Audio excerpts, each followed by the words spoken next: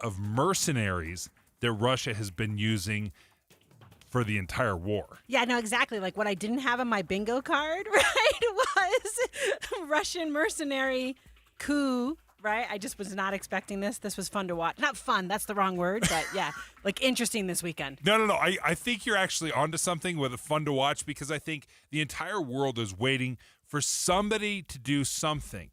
And we've been saying for a long time, at what point are the Russian people going to rise up?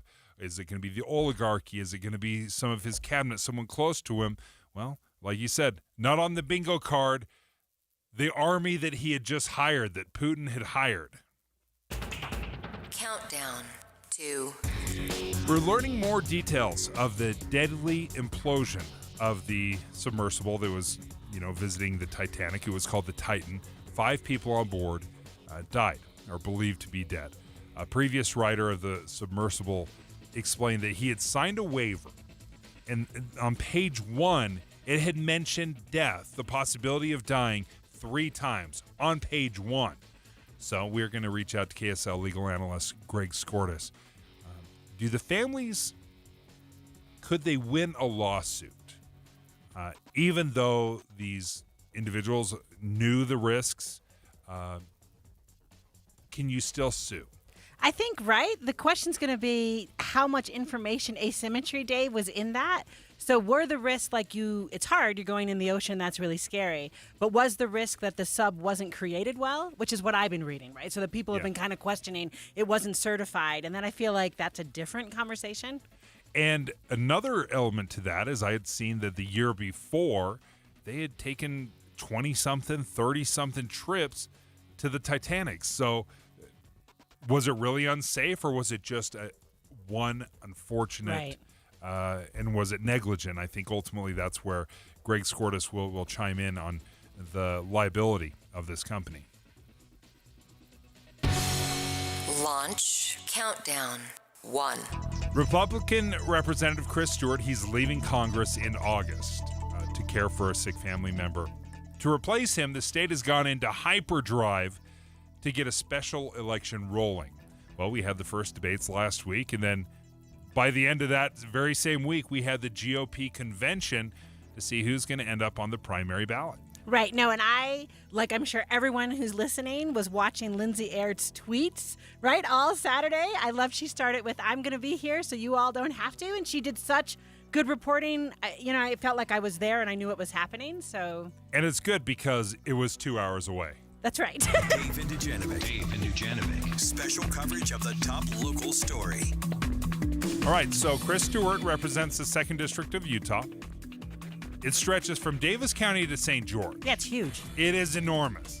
Now, you can talk about how those lines were drawn or how we got there. That's neither here nor there. Story. That's a whole other story. Yeah. But it's a huge part of Utah. And again, so diverse because you've got Davis County, you've got parts of Salt Lake County, Utah County, kind of on the west side, and then all the way down to St. George, over to Kanab. It's enormous. Right, it's big, and it's got all sorts of rural areas, but it's also got some urban areas, right? Like it's, I wouldn't expect they have all the same interests. Does that make sense? You know what I mean? Yeah. Like it's kind of a diverse, geographic, diverse, political, diverse kind of area. Yeah, we're going to talk to Lindsay Ertz, as you had mentioned. She was our KSL political reporter that was down there covering it, and she will really walk us through what, quite honestly, was in my opinion, a shocking upset, a surprise name that until last week, I had never heard of Celeste Malloy. Right, and a little bit we were asking people who were in the know, right? And maybe it's just either A, they weren't telling us, or B, we don't know the right people in the know. But I felt like there were lists of names,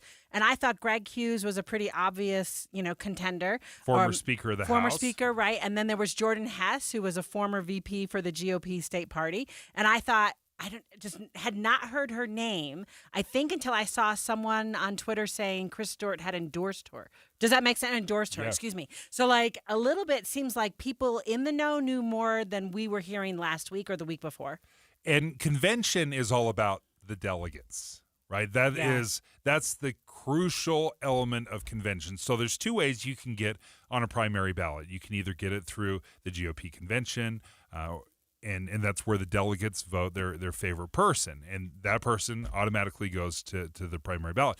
There's also a second path where you can gather signatures. I think you need somewhere around for this race about 7,000 signatures. So you can either gather signatures or go the GOP convention route. Well, only one person, typically it's two, but at least in this special election, only one person can come out of convention. Right. And that person is Celeste Malloy. Right. So she just had to get a majority, right? Like, Yeah. so she just got more than everybody else. So she doesn't necessarily reach that 60% threshold because she didn't have to. They're only going to submit one name. And then I guess we see what happens. Like, the people who are trying to gather the 7,000 signatures have until July 5th.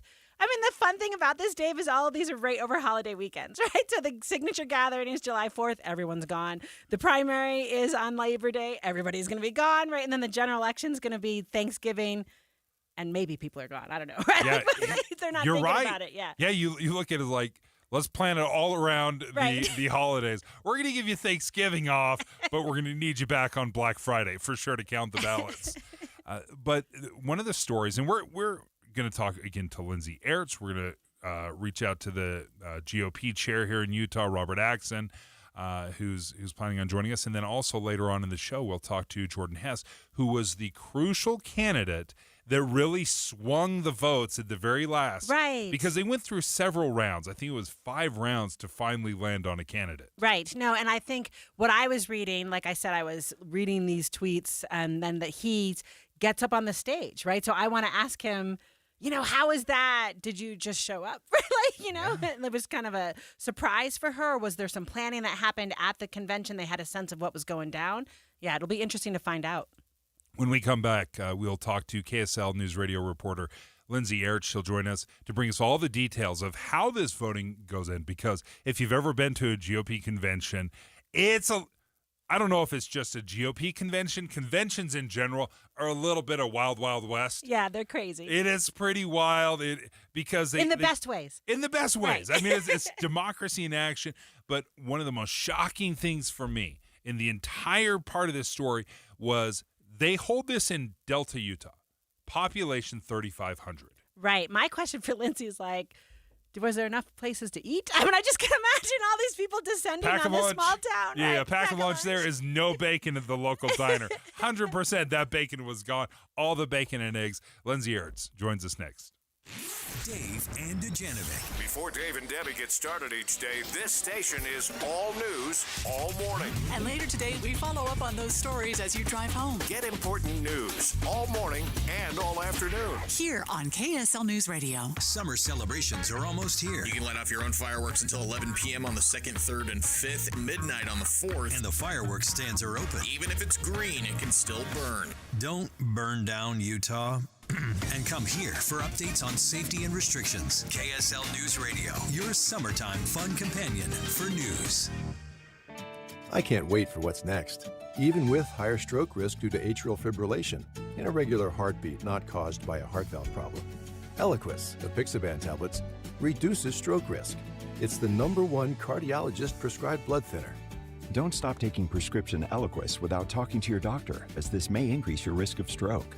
Eliquis can cause serious and in rare cases fatal bleeding. Don't take Eliquis if you have an artificial heart valve, abnormal bleeding, or have antiphospholipid syndrome. While taking, you may bruise more easily or take longer for bleeding to stop. A spinal injection while on Eliquis increases risk of blood clots, which may cause paralysis, the inability to move. Get medical help right away for unexpected bleeding or unusual bruising, or if you have tingling, numbness, or muscle weakness. It may increase your bleeding risk if you take medicines such as aspirin products, NSAIDs, SSRIs, SNRIs, and blood thinners. Tell your doctor about all planned medical or dental procedures. Learn more at Eliquis.com or call 1-855-ELIQUIS. Hey, this week it's the summer savings event from Zero Res Carpet and Air Duct Cleaning. Today and tomorrow only, Zero Res is running their $25 carpet cleaning special. $25 per room for the no residue cleaning that you've come to love. And seriously, once you've had the best, why would you ever go back? Carpets, tile, air ducts, furniture, Zero Res can bring the whole home back to life. Maybe you're sensitive to dust and pollen, or maybe you're just sensitive to having to look at dirty carpets. Either way, the Zero Res cleaning process is exactly what you need. Schedule your cleaning today and get your carpet cleaned for just $25 per room. 4-room minimum, but no maximums. Cleaning every room in the house, just $25 each. Zero Res is keeping the call center open late to help as many people as possible, but you only have until 6 p.m. on Tuesday night to get this deal. Serving Nephi to Ogden, Park City to Tooele. Call or schedule online at zerores.com. That's zerores.com. Hi, this is Dan, the laptop man from PC Laptops. Are you suffering from excruciating headaches, anxiety, and insomnia? You may be suffering from CMS, crappy monitor syndrome. That old computer screen from years ago could be the problem, exposing you to massive amounts of radiation frying your brain. At PC Laptops, we only carry screens that we've tested on our own eyeballs. Right now, purchase any PC Laptops desktop with an external monitor and get a free size upgrade. That's right. For example, if you buy a 22-inch monitor, you get an upgrade to 24 inches for no extra charge. Buy a 24, get an upgrade to a 27-inch monitor for free. We have brand new PC Laptops desktop computers starting from $11.99 or $29 a month, backed by a lifetime warranty. And to make it extra sweet, we're doing 0 interest for a year on approved credit. So run into any one of our PC Laptops locations right now or check us out at PCLaptops.com. That's PCLaptops.com. Because at PC Laptops, we love you. Men who have given up in their intimate life because of prostate issues, testicular cancer, or simply no ED treatments you've tried have worked. It's not the end.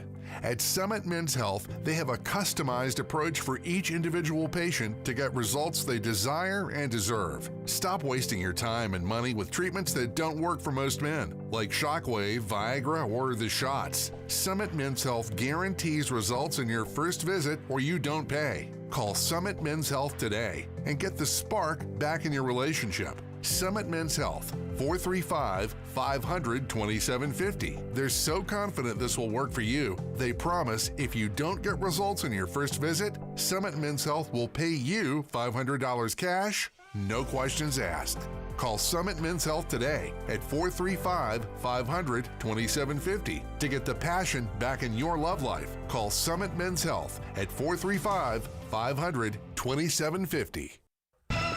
With the 3 things you need to know this hour, I'm Amanda Dixon. First, in Moscow, an attempted mutiny over the weekend ended after Wagner mercenary group leader Yevgeny Prigozhin made a deal with the president of Belarus.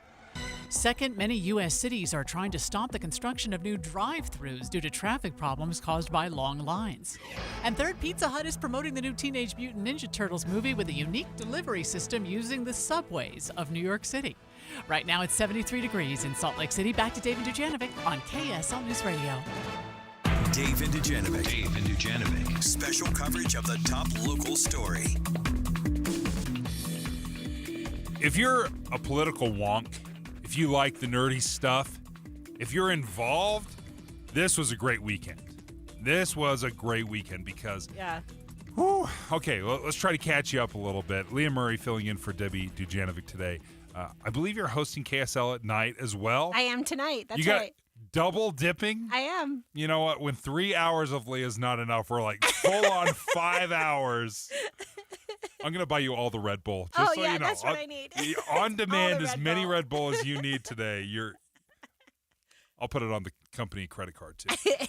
They're buying the Red Bull for today. But the GOP had a convention this past weekend trying to replace Representative Chris Stewart's seat. This is number one. It's like super fast. All of this coming together. How important is it to have the representation, the federal representation, making sure that Utah has all 4 members of Congress, at least the representatives in? Well, I think it depends, right? I feel like conceptually it's very important, right? The whole point of a republic is to have representation. So if you don't have a member of Congress, that can be problematic, right? It means that 750,000 people are not being heard in Congress, and we don't want that to happen. But I actually think it's even more urgent because the Republicans in the Congress only have 218 seats, right? So to a certain extent, it's about Utah's representation, but it's also about partisan representation. The Republicans won the chamber. They should be able to do what they want to do. And one seat down just makes that more problematic, right? So I feel like if you had 300 Republicans in the House, there might not have been as much urgency, at least at the federal level, of filling this seat. I mean, Utah would still have the need of wanting to have their representative, but I think there's both urgency on both ends of this because the Republicans are going to want to have all of their people in play in D.C. So as quickly as it came together, we had the first debates last week. By Saturday, they were having the GOP convention. They held it in Delta, Utah. Now, if you're wondering where in the world is Delta, Utah, you are not alone. There's only 3,500 people that live in Delta, Utah. It's about 2 hours south of Salt Lake, but I guess 2 hours north of St. George. So isn't it like exactly, well, maybe it's not exactly, but I felt like it was geographically centric for District 2, right? So actually... It was on purpose, Perfect, yeah, right. Yeah, perfect. On purpose. They chose that for a reason. We talked to GOP Chair Robert Axon. He's like, I wanted Southern Utah to feel represented, that they were a part of this, that CD2 is not just Davis County and Salt Lake, and we're ignoring the southern parts of Utah. But Lindsay Aerts, you made the trek. You went to Delta on Saturday. How was that? Yeah, I did make the trek. I ate at a wonderful burger joint, probably the only one in Delta, Utah. I stayed at a hotel, probably the only one in Delta, Utah. But it was quite the trek. But the convention itself, you guys really brought the drama because we've been reporting all morning long, Celeste Malloy took that top spot, but she was trailing well-known former Speaker of the House, Greg Hughes, the entire convention until the last round.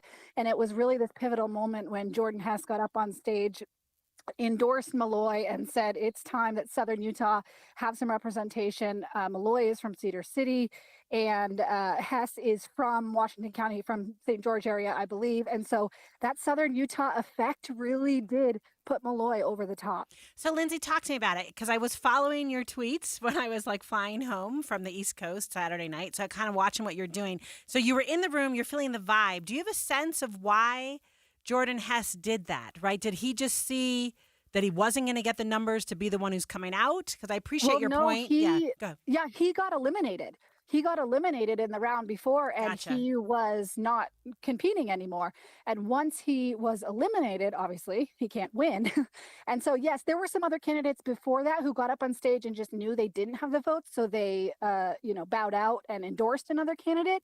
But Jordan Hess got eliminated. So when he walked to this stage with Malloy, it was cheers and eruption from delegates who knew he was coming up there to endorse her, and that really did seal the deal because going into that final round of voting, Malloy was trailing Greg Hughes.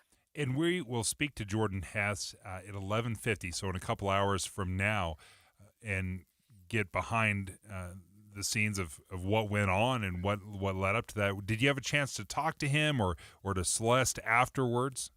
I did talk to Celeste. I didn't talk to Jordan Hess, but I will be interested to hear your interview with him to hear. I'm sure that was coordinated. I'm sure that once, they had conversations and Jordan Hess was in third place the entire time. And so they probably kind of saw the writing on the wall and probably had those conversations. And maybe it was even, scenarios were worked out before the convention. It's hard to know, but definitely you can ask him about that. But as I talked to Celeste Malloy right after her win, I mean, she was just in shock. She didn't quite have time to process everything that had happened. But she did say that she believes that, again, that Southern Utah effect really made all the difference for the delegates. They really wanted someone, according to Celeste, who talked to all of them and campaigned with all of them, who was one from the district, and two, she's been working on these issues in Southern Utah, these BLM issues and different issues that impact the people of Southern Utah specifically. And so Greg Hughes didn't live in the district.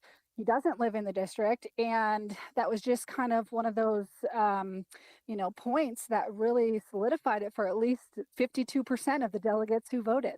All right. So I was telling Dave off air that I had not really thought of Celeste Malloy, right? That was a name. So I like how you said she was in shock. Not that I was in shock, but I was like, who? Right? And we were hearing on Twitter, people were endorsing her. You'd see people saying she's excellent. Here's why she's excellent.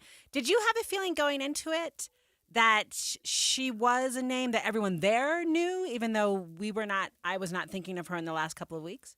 Yes, and I want to be clear, we're not just labeling her as a political dark horse. She called herself a political dark horse. And so she knew she didn't quite have this broader name recognition, but she did get the endorsement from her boss, her former boss, Congressman Chris Stewart, and former Congressman Rob Bishop endorsed her as well. And those were points she brought up multiple times throughout the convention to really solidify to delegates that she had the bona fides. She's worked as Congressman Stewart's chief legal counsel for the last 4 years. So she's been on an intimate level of these issues. She's been in the district working on these issues. And that's something she sold to delegates, really, is that she's already been working on this. So yes, I think that political insiders, I think that people in the party, I think that people familiar with Congressman Stewart's staffers in office knew who she was. But for the broader Republican Party, or the Republican, at least people who are voting Republican, she does not have the name ID. And that's kind of what makes this upset, if you will, a little bit more interesting, is because everyone knows Greg Hughes' name. He was former Speaker of the House here and a well-known local politician. Yeah. And so just to have her come in and really work the delegates, earn their vote, earn their trust, earn their support, was something that was really interesting to watch. Well, part of the story that was so shocking is you talk about Greg Hughes. When he was running for governor in the primary, he went up against Spencer Cox, John Huntsman. He got 21% of the vote in the primary. He had 110,000 votes in that Republican GOP primary for governor, and he won a lot of these southern states or southern counties. So Washington County, Paiute, Iron, and he had a great deal of support. So I was so surprised.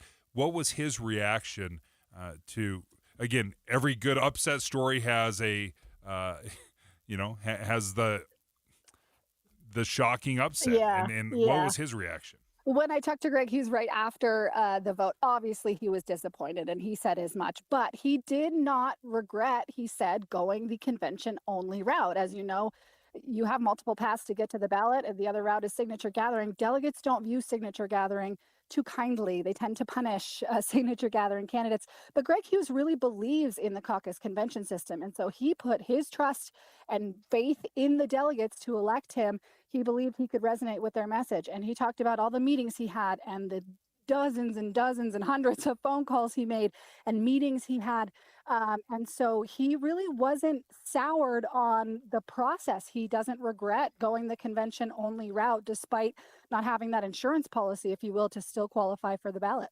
Well, Lindsay, if you don't mind, I would like to schedule you for tomorrow to talk about the signature gatherers now. Now it's moving on to the signature gatherers. We're out of time right now, but it will be a fascinating development to see that who carries the most sway. Is it the convention gatherers, who's going to end up on the primary, or the signature gatherers? Lindsay Aerts, thank you for making the trek down there and doing such a great job with your reporting.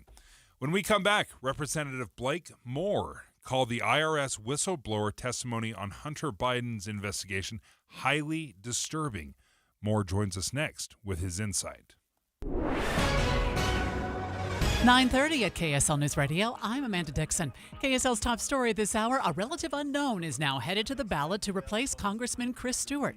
Celeste Malloy is from southern Utah, and that probably solidified her upset over former House Speaker Greg Hughes in the final round of voting in the GOP's special convention. I think it was important to a lot of delegates. I think people wanted someone who was from the district, and particularly someone who was off the Wasatch Front. Living within the 2nd District is not a requirement to run for the office. Our top national story this hour from ABC News, the investigation and salvage operations continue in the North Atlantic Ocean today after the deadly implosion of the Titan submersible. The Transportation Safety Board of Canada, they're going to be talking with those people, and they've already started talking with those people who were out on the Polar Prince. That's the host ship. They're going to be asking them what they knew, what they saw. Were there any concerns? Were there any rules or even laws broken? Is there a criminal element to this? ABC's Sam Sweeney reporting. Other national stories KSL is following. 4 people have started simulating what it would be like to be isolated in a small confined space on Mars. ABC's Chuck Sievertson. The 4 will stay in a 1,700 square foot habitat that was 3D printed for a year. Doors behind them were locked Sunday. Scientists will watch the experiment 24/7 at the NASA Johnson Space Center in Houston. We're mimicking resource restrictions expected on Mars. Restricted food, restricted water. Dr. Suzanne Bell, lead researcher. And if you've ever been on hold a long time, Mission Control won't even hear about a problem until 22 minutes after it's occurred. simulating a 203 million mile distance. Chuck Severson, ABC News. Your money at this moment. The Dow right now is down 39 points. That's 0.1%. We're at 33,684. Coming up, temperatures are getting high and dry this week. KSL weather is next. KSL News Time, 9:32.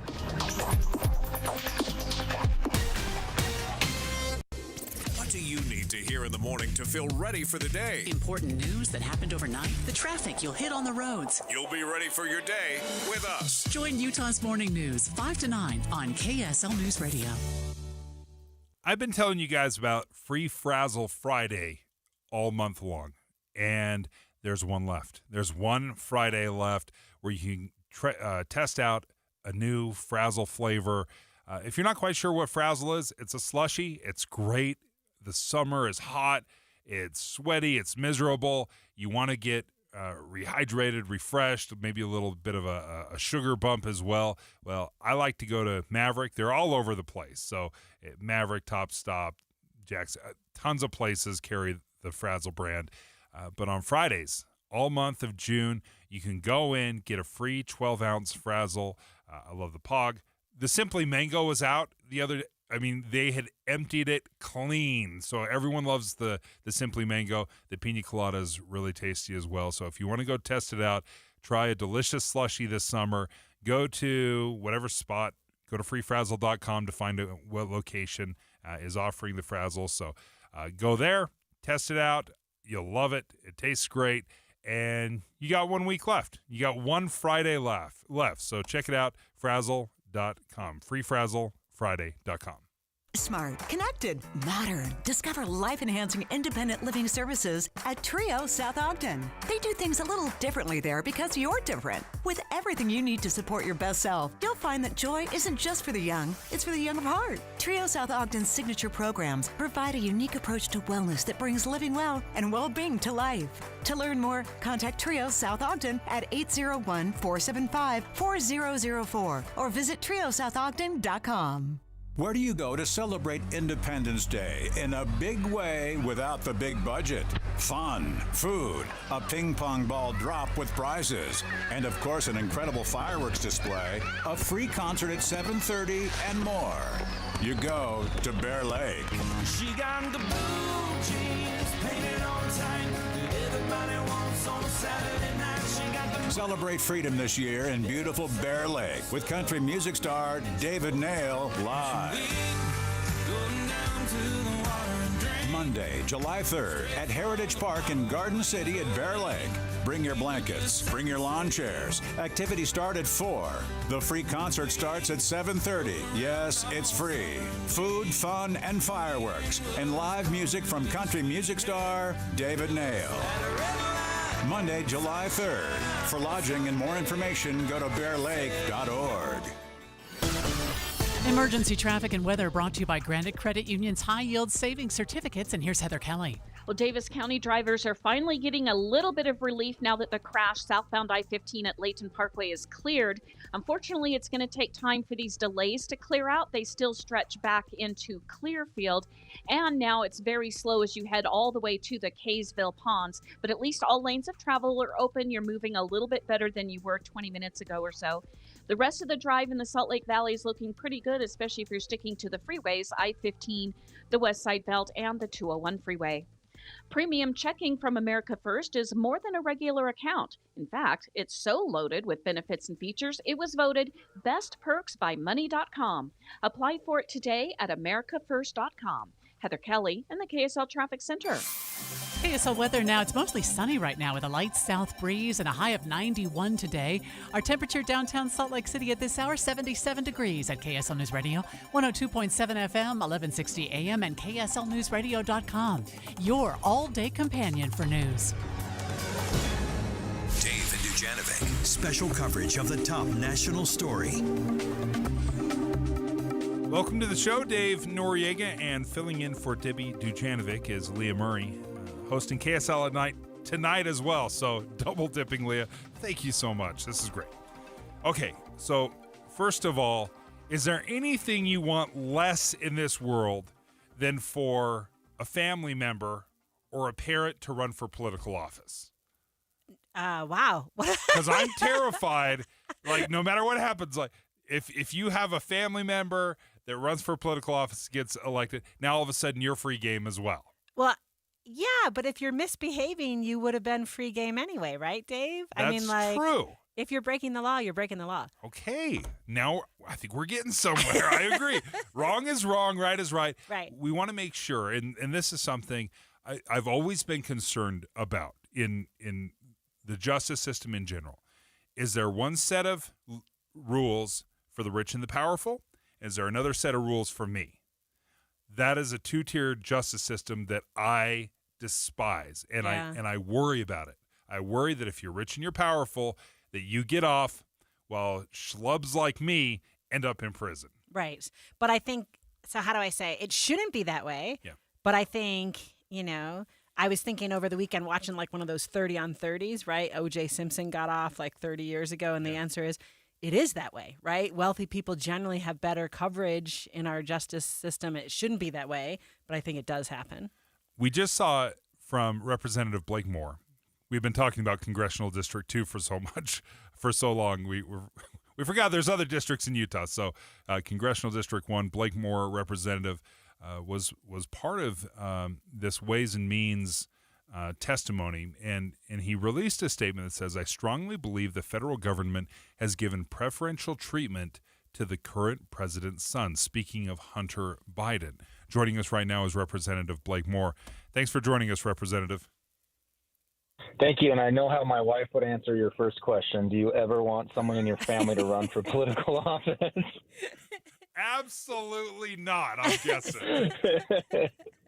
This was a terrible decision. I never should have agreed to this. But that being said, Hunter Biden has certainly created enough problems on his own that he can blame no one but himself. But can you give our listeners a little bit of backstory of what is happening specifically? Because there's so many balls in the air with this guy, it's hard to keep track. Absolutely.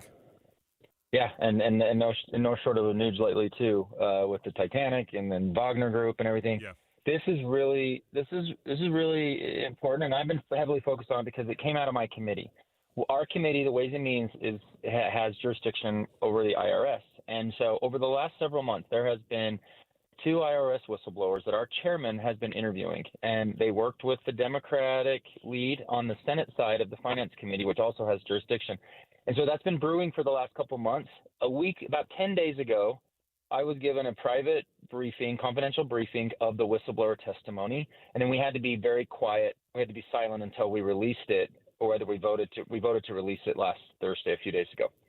And basically, if you could break it down, I was shocked when I found out that we were set to release the testimony on Tuesday, and then for all this time that we've had on everything Hunter Biden related, and I know it's been convoluted and everything, and I haven't understood it all either, but on Tuesday morning, 2 days before we were going to release the whistleblower testimony, he gets a couple of misdemeanor charges for about $100,000 each when the whistleblower testimony highlighted, and we released it Thursday, so it's now public, that there was over $2 million worth of tax evasion, tax impropriety that was going on, from $8 million plus of foreign payments that came to him in all sorts of different ways.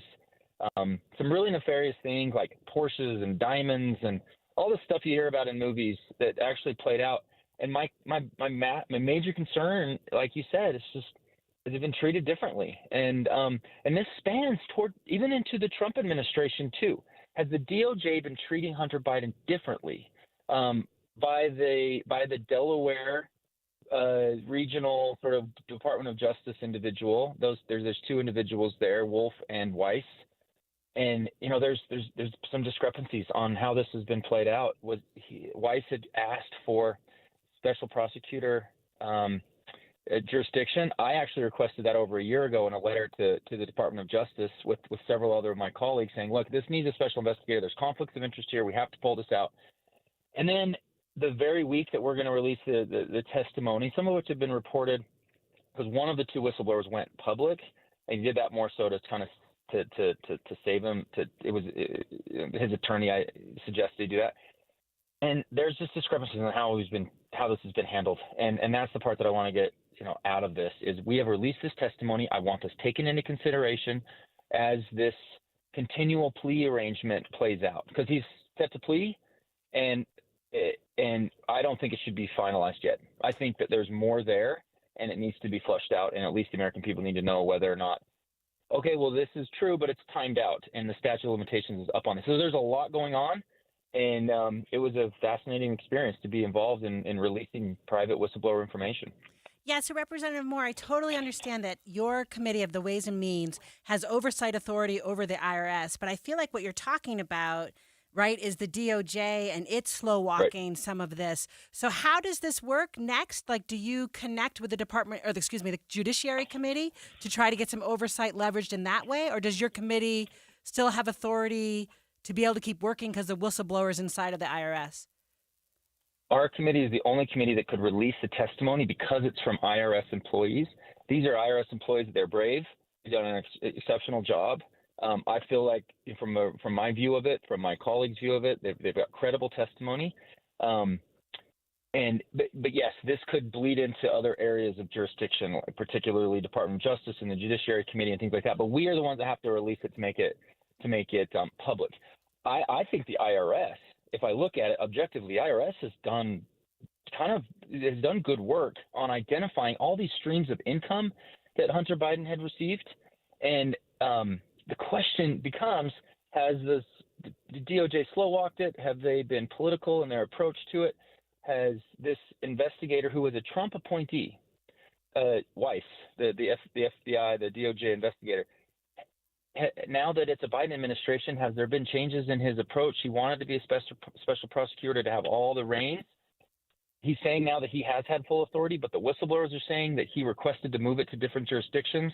And now Merrick Garland is saying he's had that authority the whole time. So there's real discrepancy between the two, and that now we have an opportunity to sort of dig into it. We would like him and Leslie Wolf to come to testify in front of Congress, and I think that some of that will stem from this going forward. But this plea agreement between Hunter Biden and the Department of Justice, clearly the special prosecutor David Weiss, he had to have had information. I mean, he knew who these whistleblowers were, right? He used their testimony, or he knew of their testimony before they made this plea agreement, right?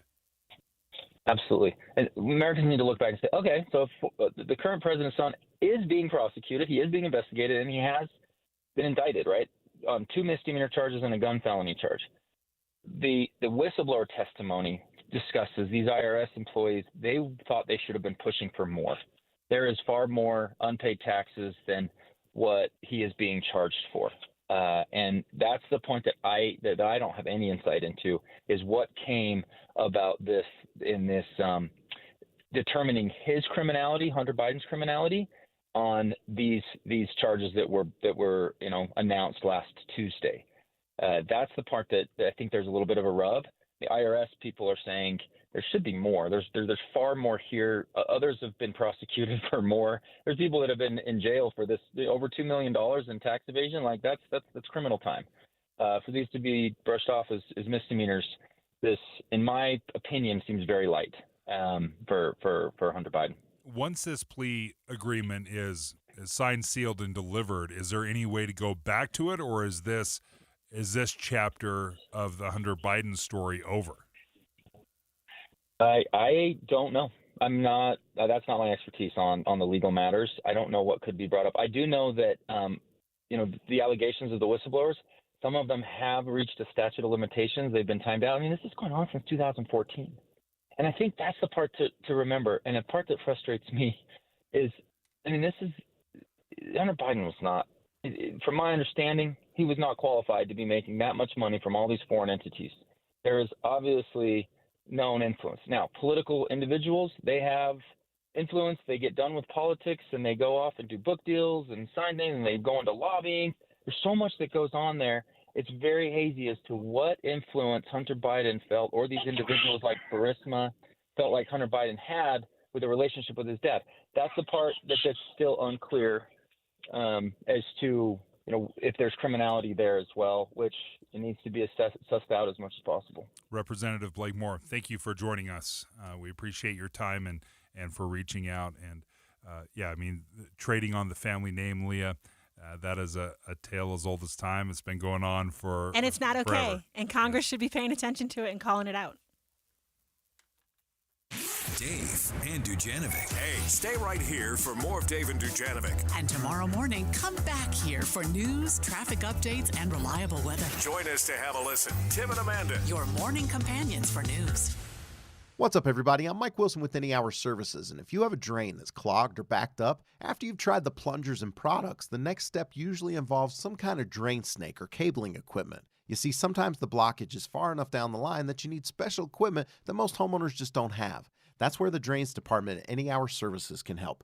A drain snake can clear most blockages and get the water flowing again, and clearing blocked drains is what our Drains Department does day in and day out. So if you're a homeowner with a drain line that's clogged or backed up and you'd like one of our drain technicians to come and snake the line for you, it's only $29. Yep, you heard that right. Any Hour Services will snake any drain line with normal access for only $29. Sinks, showers, tubs, toilets, floor drains, laundry drains, even that sewer main line that connects to the city. We'll snake any line for just $29. For help with your drain issues, call Any Hour Services at 801-443-7700. You can Google Any Hour Services. You can even schedule online at anyhourservices.com. No one helps more homeowners than Any Hour Services. Life is full of firsts. Your first car, first college class, first trip to the ocean, first house, first child, your first day on the job, and your first day of retirement. As you grow, UFirst is here for all of your important milestones. Come grow with us. UFirst can help you take each first step towards growing your life's potential. Learn more about how UFirst can support you through all of life's firsts at ufirstcu.com. That's ufirstcu.com. Hello? Hi, I'm Mr. Sparky. What gave it away? The fancy tool belt? How about the big red truck? Actually, Yes. you're on time. That's our motto. We're on time. You'll see her. The repair is free. You rhymed. That's cute. Are you always available? 24/7. 24/7. I don't sleep much. So what seems to be the problem? Well, my toddler plugged the dog into the light socket. Yeah, I see your house is blinking like a pinball machine. Can you fix it? The house or the dog? The house. Well, I'm Mr. Sparky. If it's electrical, I You can can fix it. You betcha. From a small electrical problem to new lights to smart home services, generators to whole house surge protection, and everything electrical in between. Call America's on-time electrician. Mr. Sparky is fully licensed to install or repair any electrical work. Just call 888-8-SPARKY. Hold on, this is where we bring in the singers. You don't have to put up with any malarkey. Call 888-8-SPARKY. Yeah, I'm so stressed. Our business is growing. We've got people all over now. Ooma. What is that? Meditation? I'm recommending the Ooma cloud phone system with auto attendant and more than 50 features. Ooma? Yep, switching to Ooma is a cinch. Just $24.95 per month per user, plus taxes and fees. Ooma. Now you're feeling it. Find small business calm at ooma.com/radio. That's OOMA.com/radio. Hi, we're Comparion Insurance Agency. Right now you're thinking, Comparion, never heard of them. We know. We also know that you have no idea that Comparion Insurance agents are local and provide expert advice. So to help it stick, we're going to say local agent 4 times in the next 15 seconds. Ready? Go. Our local agents know you and your community. Our local agents offer insurance from top carriers. Our local agents have minty fresh breath. Find us at ComparionInsurance.com. Comparion Insurance Agency. Local agents, expert advice. And there's number 4. I decided to go to Mountain Heights Academy because online school makes me concentrate more on schoolwork, and we can work at our own pace. Each week has a schedule, but we can decide if we want to work ahead. We could have a 3-day weekend if we decide to turn everything in on Thursday. I really like Mountain Heights Academy because it's so flexible and it just works for me. Mountain Heights Academy is an online public school for grades 7 through 12. Visit our website to learn how it can work for you. Today and tomorrow only, Zero Res is running their famous $25 sale. Get on the schedule today. Visit ZeroRes.com to get your spot today. Text us here in the studio about the weather in your area. The Cyprus Credit Union KSL text line is 57500. With the 3 things you need to know this hour, I'm Amanda Dixon. First, investigations continue in the North Atlantic after the deadly implosion of the Titan submersible. Second, a southern Utah native, Celeste Malloy, is now on the ballot to replace incumbent Congressman Chris Stewart. And third, a new weight loss pill that may work just as well as the injection-based treatments will be seeking FDA approval later this year. Right now it's 77 degrees in Salt Lake City. Back to David Dujanovic on KSL News Radio. Dave and Dujanovic. It was a 24-hour coup in Russia. I've seen it referred to as a mutiny. I'm not sure the difference between a coup and a mutiny. I'm sure there's very little difference. But on Saturday, Russian President Vladimir Putin had his top military leader. His name's Yevgeny Prigozhin. He basically started a military trek to Moscow. Now, Prigozhin is the leader of the Wagner Group. Now, if you're wondering, like, what in the world is the Wagner Group? I thought you were talking about Russia. Yeah, Russia basically hires the Wagner Group. It's a group of mercenaries, and they fight all around the world. They're an army for hire. Each person gets paid about $10,000 a month. And there were 50,000 when the Ukraine war started. 50,000 of these Wagner Group military members that were fighting in Ukraine. Right, and my understanding is they were frustrated with the military defense, right, or the Minister of Defense, excuse me, right? So this group of mercenaries basically say, we're not getting what we want. They leave where they are and they march on Moscow. Yeah. And it was like, I just was saying to you off the air, I felt like when I woke up, I'm like, okay, the headlines are Titanic, the headlines is Russian Revolution, and it feels like it's 1912 or whatever year it was. We just went back. We ran out of storylines. We're rehashing the 1920s. I think you throw a pandemic in there as well. That's right. Yeah, it's been pretty wild. But it ended shortly after it began, this march on Moscow. Prigozhin stopped the march as the two sides came to an agreement. Here's ABC News. I don't think anyone should trust this deal. I don't think Prigozhin should trust it. I don't think he's going to be safe. I'm not even sure he'll make his way to Belarus. And this notion that part of the Wagner Group will sign sort of loyalty pledges to the Ministry of Defense, I think are also highly suspect. But to speak about the importance of the Wagner Group and what they've meant to Ukraine cannot be understated. We wanted to reach out to Frederick H. White, professor of Russian and Integrated Studies at UVU. And Professor, thank you for joining us. You've done so in the past, but I want to start off with who this individual is. Who is Evgeny Prigozhin, and what is the Wagner Group? Right. Well, thank you. Thank you again for having me on. The Wagner Group, as you noted, is a private military company mainly formed from former Russian military and especially their special forces. Your listeners may have heard of Blackwater, which is an American equivalent. Russia has used the Wagner Group in Africa, the Middle East, and most obviously in Crimea, and it has given the Russian government plausible deniability that what has happened in these places is not done by the official Russian military. For example, when Crimea was taken by green men without insignia who spoke Russian but claimed not to be Russian military, this was actually the Wagner Group. And essentially, they increase Putin's global reach, especially in areas of the world where the U.S. influence is not as strong. The more interesting part of the story is Yevgeny Prigozhin. He owned a restaurant in St. Petersburg in the 1990s when Putin was a minor government official. Through his contacts with Putin, then, Prigozhin became incredibly wealthy. Officially, he owned a catering company and was known as Putin's chef. But all along, he was kind of working behind the scenes on covert projects for Putin, like, for example, running the internet company that interfered in the 2016 U.S. presidential elections. Most recently, then, he admitted to being the head of the Wagner Group. And this is not uncommon for Putin to trust a small circle of people whom he knew in St. Petersburg 20-plus years ago. As his power and influence grew, he brought these people along with him, and that's exactly what happened to Prigozhin. All right, so talk to me about, so it sounds to me like they go way back. They've been friends since they met in the 1990s. So why does Prigozhin lead a coup against what I think is Putin's army or Putin's military?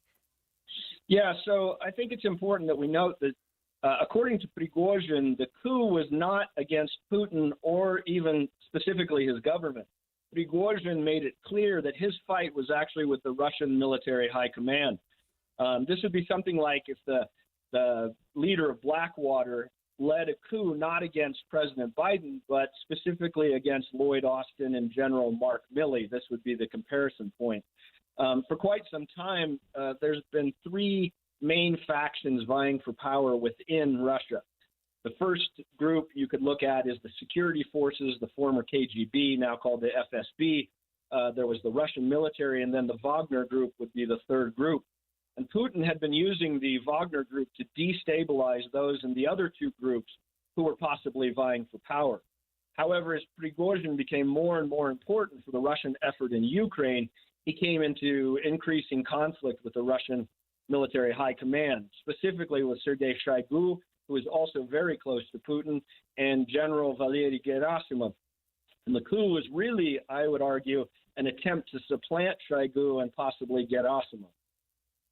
Joining us now, Frederick H. White, professor of Russian and Integrated Studies at UVU, with an incredible back history of the Wagner Group and Prigozhin.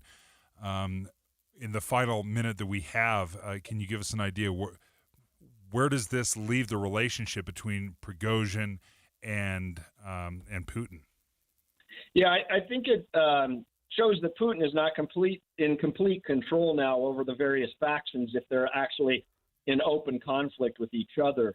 What we need to wait and see, though, is how this plays out. Was Prigozhin trying to consolidate the Russian military under his own command? Was he maybe playing something out for Putin where Putin wanted to test loyalties along the way? I think we'll know pretty soon, because if Prigozhin moved against Putin, he'll be dead probably within a year. If Prigozhin was part of a larger plan, then we'll see other high officials in the Russian government eliminated in the next few months. Professor White, thank you for joining us. Incredible insight, a professor of Russian and Integrated Studies at UVU. What may have been hopeful when I was seeing this unfold over the weekend, I thought, is this the end of Putin? But right. I think he painted it very well. This was against the military leadership, not President Putin himself. Right, and I liked what he just told us, the professor, saying, watch for this. So if this was actually something back channel run by Putin, right, to kind of test what's going on in his leadership, right, then we'll see other leaders take the fall. It'll be interesting to watch the next few weeks of going on. A new report coming up next, a new report is showing that middle schoolers' reading and math scores specifically are plummeting and have been for a while. What is happening here in Utah? We speak to the Utah State Board of Education next.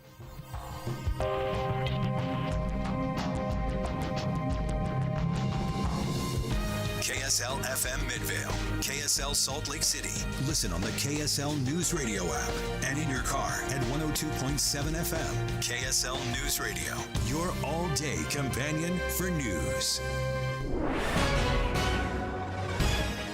It's 10 o'clock at KSL News Radio. I'm Dan Bomas. KSL's top story this hour. Americans visit drive-thrus 6 billion times a year, but now many cities are taking action against building new ones. KSL News Radio's Adam Small has details. Critics say lines spilling into the streets cause all sorts of congestion, plus they encourage people not to walk, use public transit, or visit neighboring businesses. CNN reports cities as large as Minneapolis have voted to ban new drive-thrus. Atlanta lawmakers will soon vote to do something similar. And here in Utah, Sugar House has proposed a ban on new drive-thrus in business districts. There are around 200,000 drive-thrus in the United States. They account for at least 70% of sales for big chains like McDonald's. Our top national story this hour from ABC News. A stunning revolt over the weekend by Russian mercenaries raising new questions about Vladimir Putin's hold on power. Lieutenant General Doug Lute is an ABC News contributor, former U.S. ambassador to NATO. The Wagner Group leaders claim that they got insufficient support, especially logistics support, munitions resupply from the Ministry of Defense. And this reveals an important distinction between Wagner as a company, a private military company, and the normal chain of command. The Wagner troops stopped their advance about 120 miles from Moscow. Their leader has apparently gone into exile in Belarus. Your money at this moment, the Dow Jones average up 26 points on the day right now. The NASDAQ is down, though, about 28. And our KSL weather, it's starting to feel like summer. That's next. KSL News Time, 10:01. We have enough people running around Broadcast House at 4 in the morning to field a football team. Producers, reporters, the traffic team, and us. This is Tim and Amanda. Join us each morning from 5 to 9 on KSL News Radio. Introducing Yes, Heating, Air Conditioning, Plumbing, and Electric. We're bringing all of Utah's favorite HVAC, plumbing, and electrical brands under one roof. Call the pros at Yes and save up to $1,000 on select new energy-efficient HVAC systems. Plus, you get a free whole-home air purification system to help reduce harmful airborne contaminants in your home. The same great people providing the same great service that Utah has counted on for more than 45 years. Visit theyesmancan.com to schedule your appointment. Are you or someone you take care of as their caregiver living with Alzheimer's disease? This study just might be for you. Consider participating in a Therapist clinical trial exploring a novel repair and regenerative approach to Alzheimer's disease. Pantheon Clinical Research in Salt Lake City is looking for people with mild to moderate dementia, 55 to 85 years old. A consistent caregiver or support person is necessary for the conduct of this study. This study is a late-stage clinical study of an investigational drug for the treatment of mild to moderate Alzheimer's disease. Pantheon Clinical Research has over 30 years' experience with clinical trials. They conduct their business with professionalism, efficiency, and integrity. Contact Pantheon Clinical Research in Salt Lake City today. Again, call Pantheon Clinical Research today at 385-281-0550. That's 385-281-0550. Or go to pantheonclinical.com. That's pantheonclinical.com.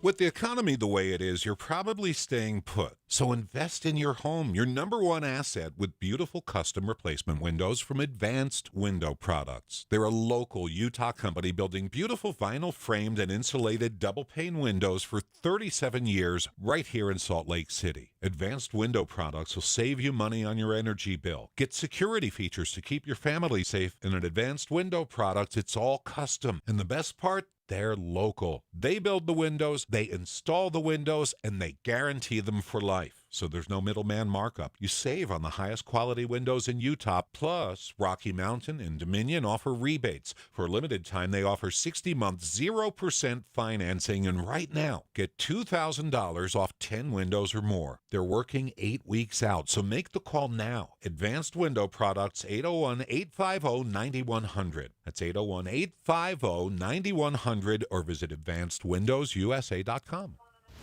Traffic and weather together, brought to you by Granite Credit Union's High Yield Savings Certificates. Here's Heather Kelly. Most of the delays are gone in Davis County, at least the severe ones. Southbound I-15, though, still has a few brake lights around 200 North in Kaysville, and again between 26 South and Woods Cross, all the way to the North Interchange. Part of that is due to a crash on the top of the on-ramp from 26 South and Woods Cross, blocking the right lane and shoulder, but that's not causing too many issues through that area. Everybody else also moving at speed so far this morning. Heather Kelly in the KSL Traffic Center. KSL weather, warm, dry, and breezy across Utah with a low-pressure system moving in midweek. That will increase our chances for thunderstorms. High today, 91. Tomorrow, 84. Right now, 76 degrees and sunny at KSL News Radio, 102.7 FM, 1160 AM, and KSLNewsRadio.com. Your all-day companion for news. Dave, and Dujanovic. It's summertime. It's summertime. We're not supposed to think about school.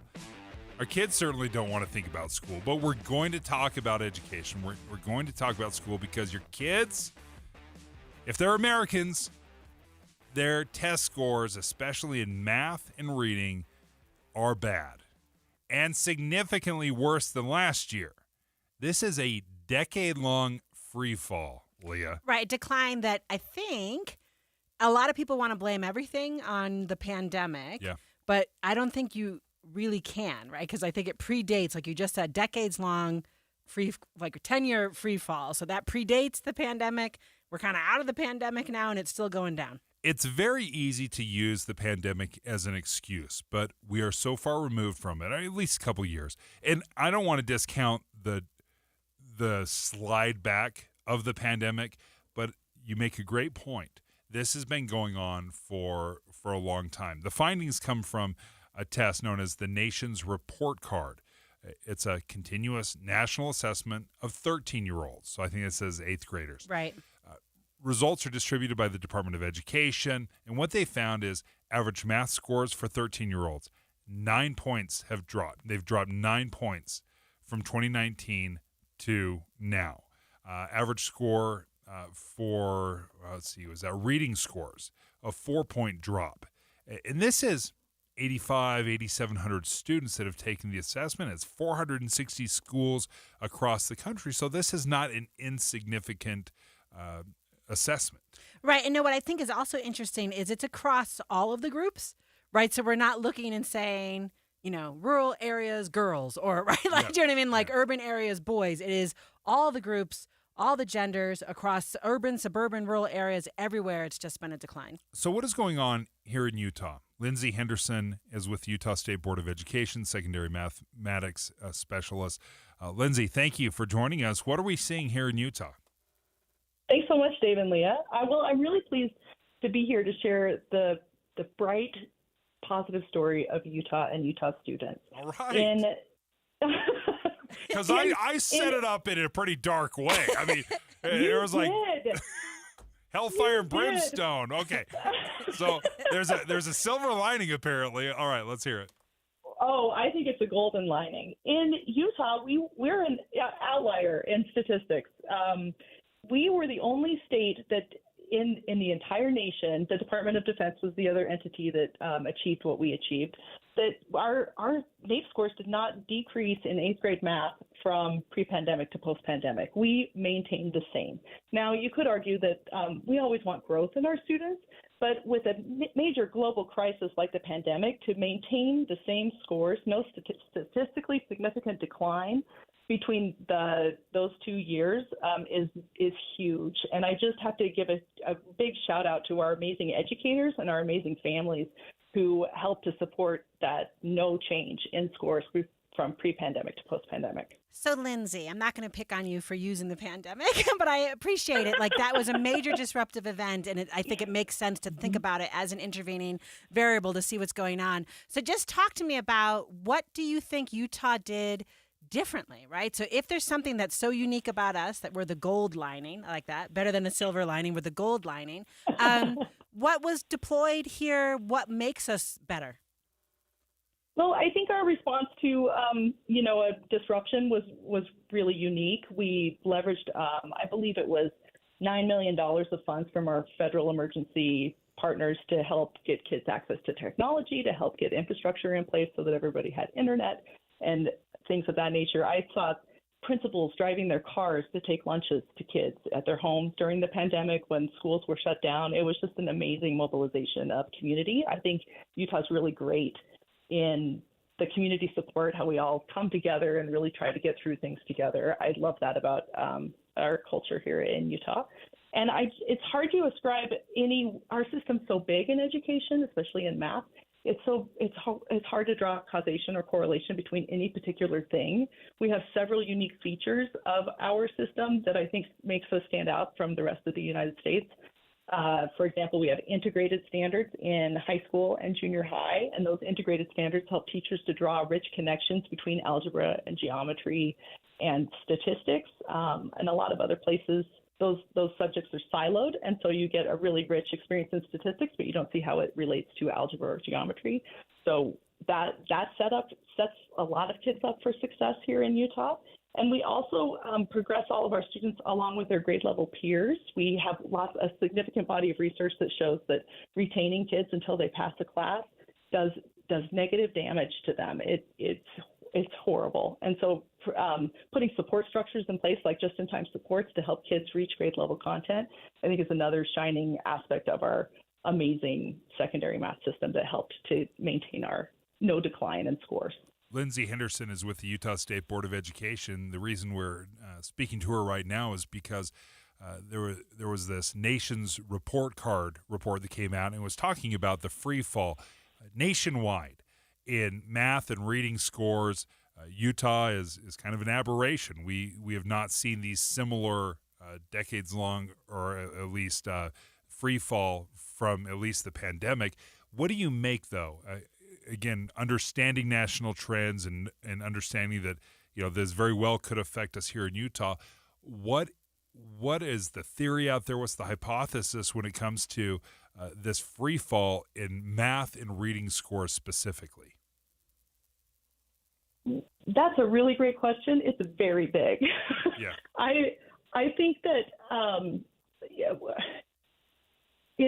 we need to evolve along with our students, right? The social contract, what kids expect from school now because of that major global event, has really changed, particularly in high schools. And we need to capitalize on students' interest in mathematics and in reading more than ever to help them stay engaged in, investing in their future. And I think that reading does that better in a lot of cases than mathematics does. And I think the time is ripe to talk about what are the mathematical skills that all students need when they graduate from high school. And it should be related to them becoming an engaged citizen, in their community, in whatever pathway they pursue, college, career and technical training, whatever passion they have, the mathematics skills need to help kids be an engaged citizen in any of those arenas. And I think that's a question we haven't really asked a lot of. And so it's important to have those conversations with all of our stakeholders, parents, higher ed, teachers, and get everybody on the same page as far as what is the essential mathematics that kids need to succeed in life after 12th grade. Oh, Lindsay, you are just singing to my heart like it's about being an engaged citizen. That just made my whole morning. Thank you. Oh, I'm so glad. Yeah, because the thing I was just thinking about is the test results. We always talk about math and reading because I think we care about those subjects the most. The subject I care about the most, of course, is social studies as a political science professor. And the test results there, the students are the lowest they have been since 1994 when they started the assessment, right? So maybe they were lower before that, but we don't know. And I love how you just talked about integrating, right? That if we can get these subjects to speak to each other, because no one's doing like math on a desert island, right? Like the math informs the rest of your life. I mean, I'm not sure I have a question for you, but comment on how we just bring our model of integrated stuff out from Utah to the rest of the country. Absolutely. I really think the system that we have, it has room for improvement always. All systems do. But we're really in a great place, and we have data that shows that we're doing really great things for kids.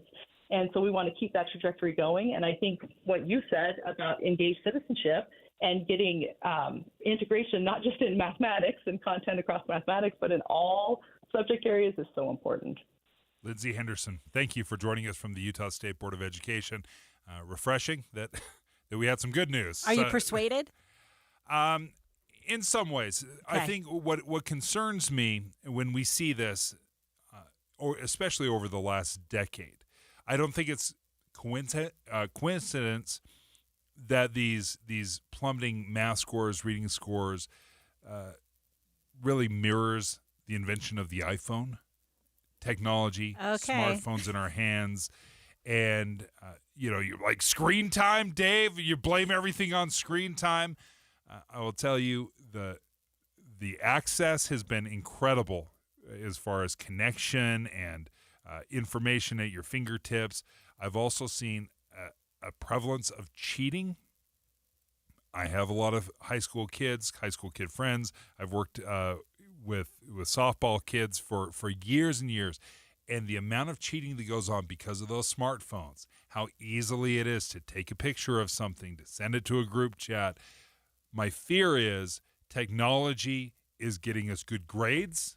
It is not teaching our kids. So when they take these end-of-level assessments where you really have to know the stuff. Yeah, you're on your own completely. And they're failing, which is what's happening across the country, not just here in Utah's whatever, but across the country, our kids are failing at a monumental rate. Yeah, I also think it's like kind of the instant gratification. So why do I learn anything if I could just Google it? Right? Yeah, so if I'm trying to figure something out at an end of level test, you have to have shown that you've actually learned something. One of the things I think, Dave, is that we don't expect from our kids, right? Like people will say this test doesn't matter. And I always say to my children, it does matter, right? So you actually have to try, and it's a high stakes test, and there's some value in doing that. And maybe it will be hard in the studying you put in, but you actually have to do that work. I love that. It's so true. And I've experienced that. My kids have said that to my face. Like, it doesn't even count, Dad. It doesn't even matter what I get. Though I had a very, very smart math teacher this year with my son said, if you get a 4, which is the highest grade on your end of level testing, which proves that you understand all the concepts, right, I will go back through the entire year and change your grade to an A. Right. How excited do you think my kid was? And did he do the work? He absolutely did. He got a 4. He got the reward. How seriously did he take that test? Very seriously. It was great. Great point. I love that conversation. Probably ought to figure out why we're not making it more meaningful. That's probably another conversation for another day. When we come back, Vice President Harris, yeah, she's coming out. She's coming out of the basement, apparently. She and the president, they're going to announce a $40 billion investment in high-speed internet access. Where is it going to go? How's it going to happen? ABC News joins us next. Dave and Dujanovic. Did you know Utah has just one all-news station in the morning? It's this one. Weekday mornings between 5 and 9. Start your days with us. We are Tim Hughes and Amanda Dixon. Your morning companions for news. Utah's 4 seasons. Winter. More winter. Scorching heat. Road work. As the orange cones and yellow vests appear, count on the resources at KSL to help you steer clear. We'll let you know where the detours, closures, and slow spots are. Come on, go! Road improvement updates on your drive-in mornings and drive-home afternoons. All summer on KSL News Radio. Hey, this week it's the summer savings event from Zero Res Carpet and Air Duct Cleaning. Today and tomorrow only, Zero Res is running their $25 carpet cleaning special. $25 per room for the no residue cleaning that you've come to love. And seriously, once you've had the best, why would you ever go back? Carpets, tile, air ducts, furniture, Zero Res can bring the whole home back to life. Maybe you're sensitive to dust and pollen, or maybe you're just sensitive to having to look at dirty carpets. Either way, the Zero Res cleaning process is exactly what you need. Schedule your cleaning today and get your carpet cleaned for just $25 per room. 4-room minimum, but no maximums. Cleaning every room in the house, just $25 each. Zero Res is keeping the call center open late to help as many people as possible, but you only have until 6 p.m. on Tuesday night to get this deal. Serving Nephi to Ogden, Park City to Tooele. Call or schedule online at zerores.com. That's zerores.com. Hey, Derek Overstreet here from the New Millennium Group, financial advisors in Utah. You know, I've been helping people retire in the state of Utah for the last 20 years. The way we do that is we actually find out what is important to you. We create a step-by-step plan that takes into consideration your income, your debt, whether you want money from real estate, stock market, annuities, life insurance, whatever. If you want to deal with professionals, people that are fiduciaries and have a legal responsibility and obligation to do what's in your best interest, give my team a call at 888-999-6370. That's 888-999-6370. Or go to my website, utahsfinancialplanner.com. If you'd like to retire 3 to 5 years before you thought it was possible, give my team a call right now. 888-999-6370. That's 888-999-6370. They say good things come to those who wait, but we both know the truth. If you want the good things in life, you've got to go out and get them. So if you've been dreaming of a Cadillac, don't wait. Head to Jerry Seiner Cadillac and get one for yourself. With their award-winning XT4, 5, and 6 models available on-site and the area's top selection of certified pre-owned Cadillacs, there's no need to wait to drive in luxury. Stop dreaming, start driving. Visit Jerry Seiner and experience the Seiner difference. Join KSL on the movie show this Friday from 9 to noon at the Salt Lake NPS store. That's at 1600 Empire Road in Salt Lake City, npsstore.com. With the 3 things you need to know this hour, I'm Dan Bomas. First, searchers now say they've recovered the body of a missing teenager in Ogden Bay. Second, cities are trying to make the lines shorter at fast food drive-thrus, saying they're causing traffic and environmental problems. Third, Vladimir Putin headed off a rebellion by mercenaries over the weekend, but the world is questioning his hold on power in Moscow. Right now, 78 degrees and sunny in Salt Lake City. And back to Dave and Dujanovic on KSL News Radio. We have some breaking news that we're going to go to Adam Small, KSL News Radio reporter. Adam Small has the latest. Adam, what do we have? Yeah, Dave. So the Weber County Sheriff's Office just confirmed to KSL TV's Derek Peterson that they did last night find the body of that missing 17-year-old boy that went under the water at the Ogden Bay Waterfowl Management Area. Covering this story this morning, police had told us that, 3 17-year-olds were out swimming by this dam that was producing a pretty strong undercurrent. We don't know if that's exactly what caused this teen to go under the water and pass away. But we do know these 3 teens, sounded like all of them were struggling to get out of that water. One friend jumped in after him, couldn't find him, but we're now just learning that the body of this 17-year-old boy has been found in Ogden Bay. Adam Small, thank you for the update. We will continue to follow this story. Pivoting over into President Biden and Vice President Kamala Harris, on Monday today, they're going to announce more than $40 billion in investments for funding affordable, reliable, high-speed internet access. This is for the entire United States, money from the 2021 bipartisan infrastructure law.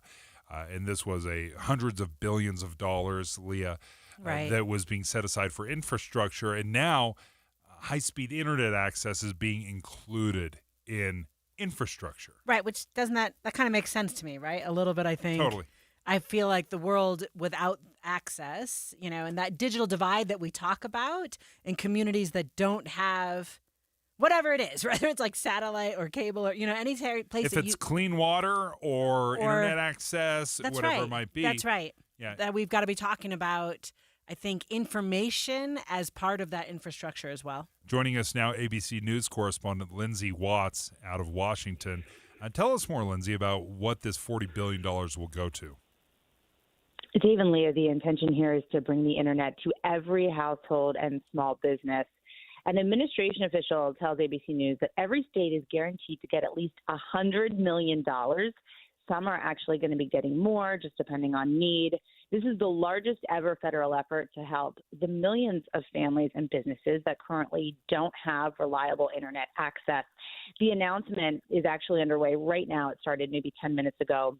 And I was listening in on that. Vice President Kamala Harris talked about how 24 million people don't have high-speed internet. Some of those can't afford it, but others, it's not an affordability issue as much as it is an access issue. She talked about how high-speed internet certainly should not be a luxury at this point in time.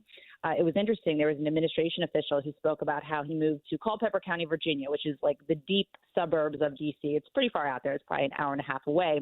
But he was told that when he moved into his house, that they would have internet, no problem. Then he found out that the service actually stopped a half mile down the road. So he talked about how they've been relying on a sketchy hotspot, and it kind of drove home the point that this, it's not just about the most remote areas in, let's say, the Deep South, or maybe the assumption that people might have about the regions impacted. I mean, Culpeper County is not that far outside of D.C., and it's an issue there. So it just drives home the point that this is something that is very much needed. So this $40 billion that is going to provide this high-speed internet access, this is to essentially get the infrastructure, the lines to people's houses. This is not actually offering free internet access to anybody. This is just where you could physically tap into it if you had a provider. So we're still learning more about exactly how the money is going to be spent. Vice President Harris did talk about an initiative that is giving people who are having an affordability issue $30 off their internet bills every month. But this is more about the fiber optic lines, this $40 billion investment. It also sounds like the money is really going to be allocated to the states. So the state officials are going to figure out how to best utilize all of this. Again, this announcement is underway now, so we should be getting more specifics about how exactly this is going to work, very soon. So, Lindsay, I just want to pivot to the political question, if that's okay with you. I'm going to do it whether it's okay or not. But my question is, so it's the vice president who's making this announcement, kicking off the administration's 3-week Investing in America tour. Is this a move like that we will now see Kamala Harris more central in, I think, the next year of campaigning? Or is that kind of the jury's still out on that? I would say the jury is still out. So the vice president was the first to speak. She spoke ahead of President Biden. President Biden was just beginning his remarks as I hopped on this call. But, it's interesting because last week we found out that Vice President Harris was going to take the lead on the abortion rights issue. And so we're expecting her to be more vocal and be more out in front on that as well. So it is a little bit of a pivot. We haven't seen as much of her as one might think in the past years, and perhaps that is going to change, but it definitely have to wait and see how it all works. Lindsay Watts, ABC News correspondent out of Washington. Thank you. Thanks for having me. Leah, $40 billion. I have no understanding of what money means anymore. I don't know if that's a lot or if it's a little. I am sure it's a lot. $100 million to states. That's going to be every state gets one, right? Or every state gets at least $100 million, right? So it's a package that spreads the wealth and the love widely. Yeah. Yeah, that still doesn't eat up $40 billion, but that's fine. Right. That's fine. Neither here nor there. But accessing the internet for rural communities. Now, Utah has a lot of rural communities. Obviously, the majority of the population lives in, the big cities, Salt Lake, Ogden, Utah County, stuff like that, even in St. George.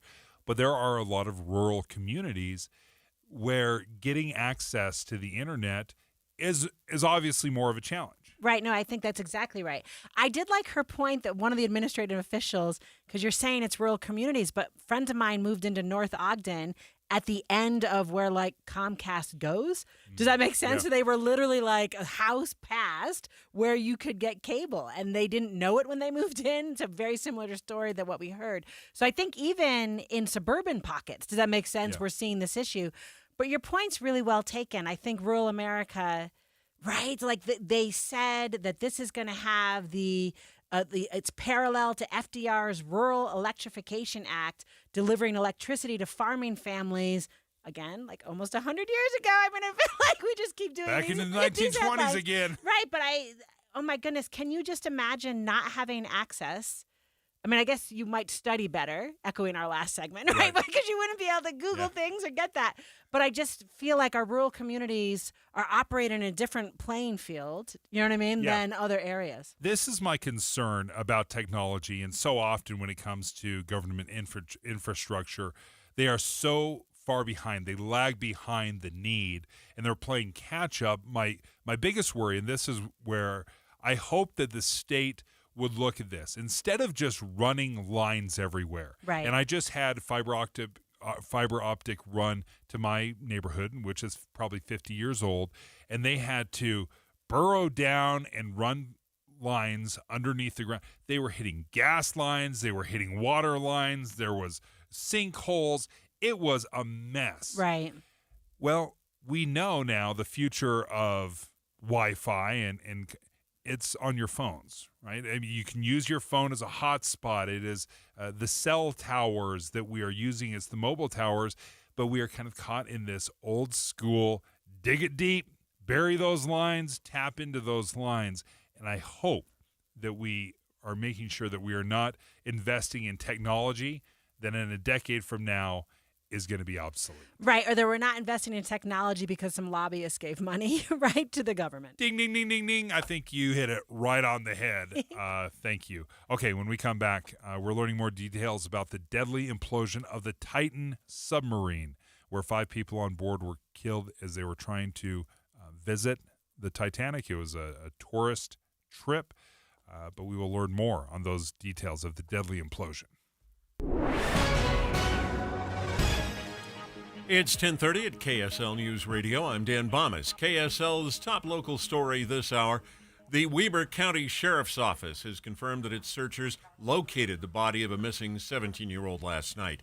Authorities say he went under the water at the Ogden Bay Waterfowl Management Area and never resurfaced. Lieutenant Colby Ryan with the Weber County Sheriff's Office told KSL-TV another boy had tried to save him but wound up needing to be rescued himself. When deputies arrived, they were able to see his head above water, so they were able to climb down the dam and pull him to safety. The Sheriff's Office told KSL-TV this morning that they had recovered the body of the missing teen late last night. Tubers and kayakers floating along the Weber River near Hennifer could find themselves running into a bridge that's too low for them to pass under. The old Croydon Bridge has been demolished, and there's a temporary bridge in place. People living in the area say there's no warning upstream, and we're headed into a holiday weekend when a lot of people may be out using the river. Our top national story this hour from ABC News. 3 police officers in San Antonio facing murder charges after shooting and killing a woman who was allegedly having a mental health crisis in her own home. All 3 officers have been suspended. Melissa Perez's family saying they plan a lawsuit. She didn't deserve this, and those officers took my life. I will never be the same person again. That's the daughter of the woman who was killed. San Antonio's police chief says the 3 officers' use of deadly force was not reasonable under the circumstances.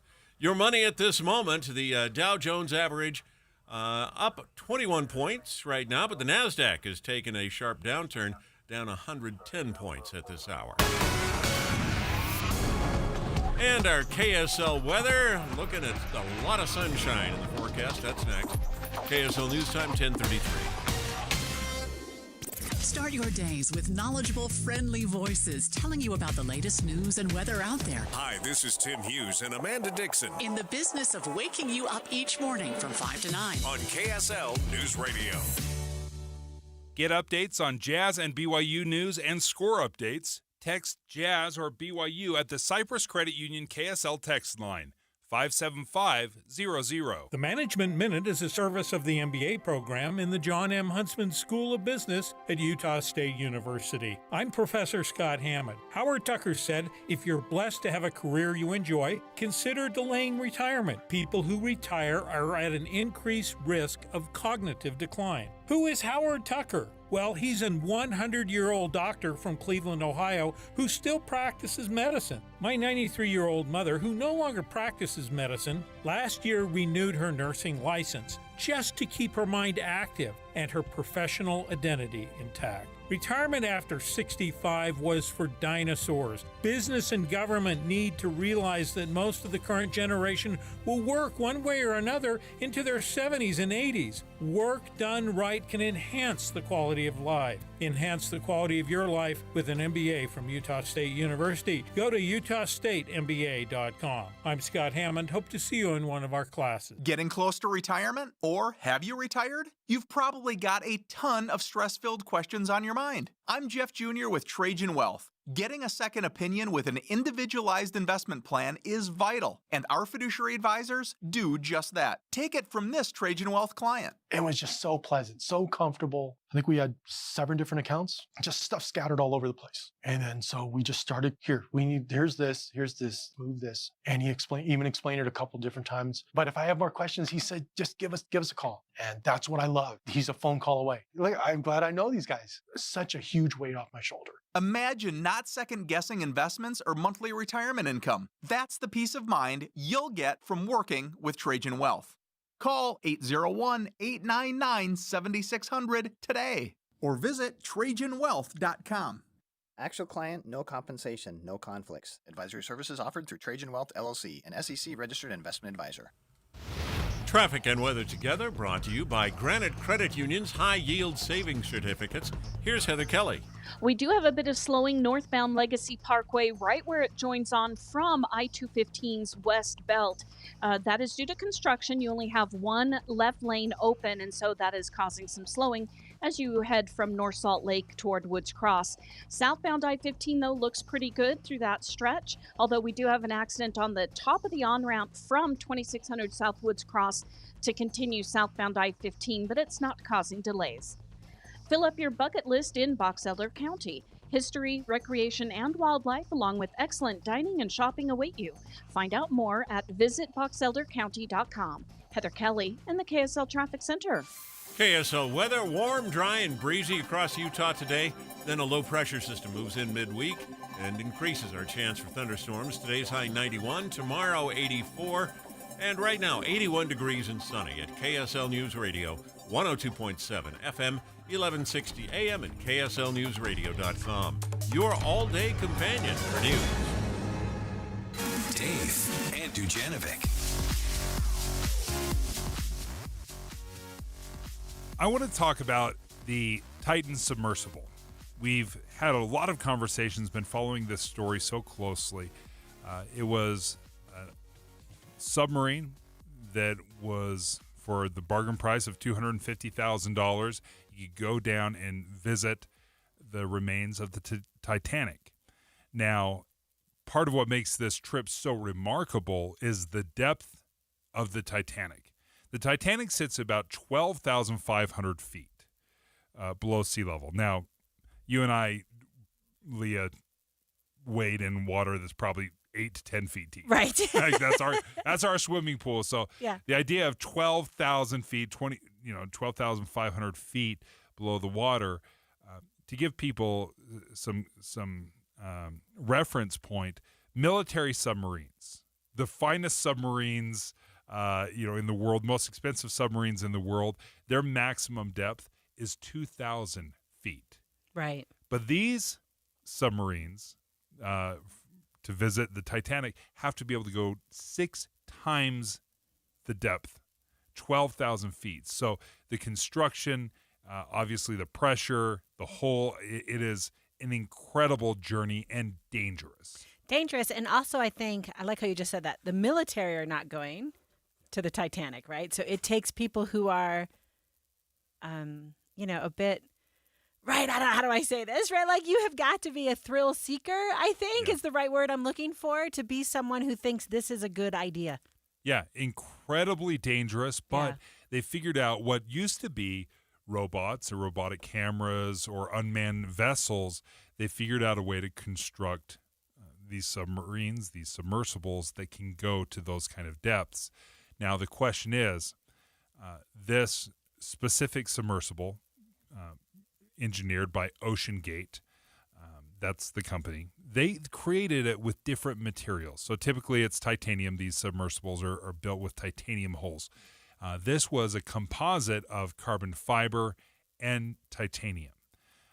The question is, do the families of the people that were lost, even though they signed waivers and they said they understood the dangers. In fact, one person described this waiver as it mentioning death 3 times on the first page. Is there any kind of,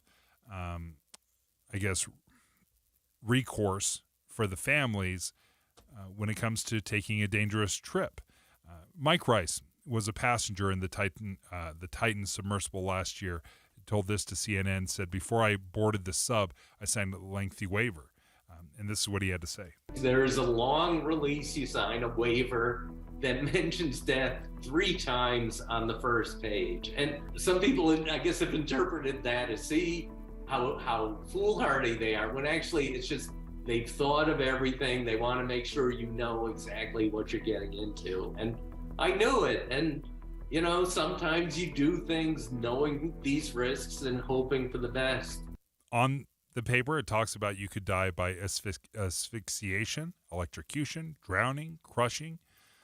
Greg Skordas joins us right now, KSL legal analyst. Greg, obviously when adventurers do high adventure, high impact activities, there's a danger to it. Is there a possibility that the families could win a lawsuit?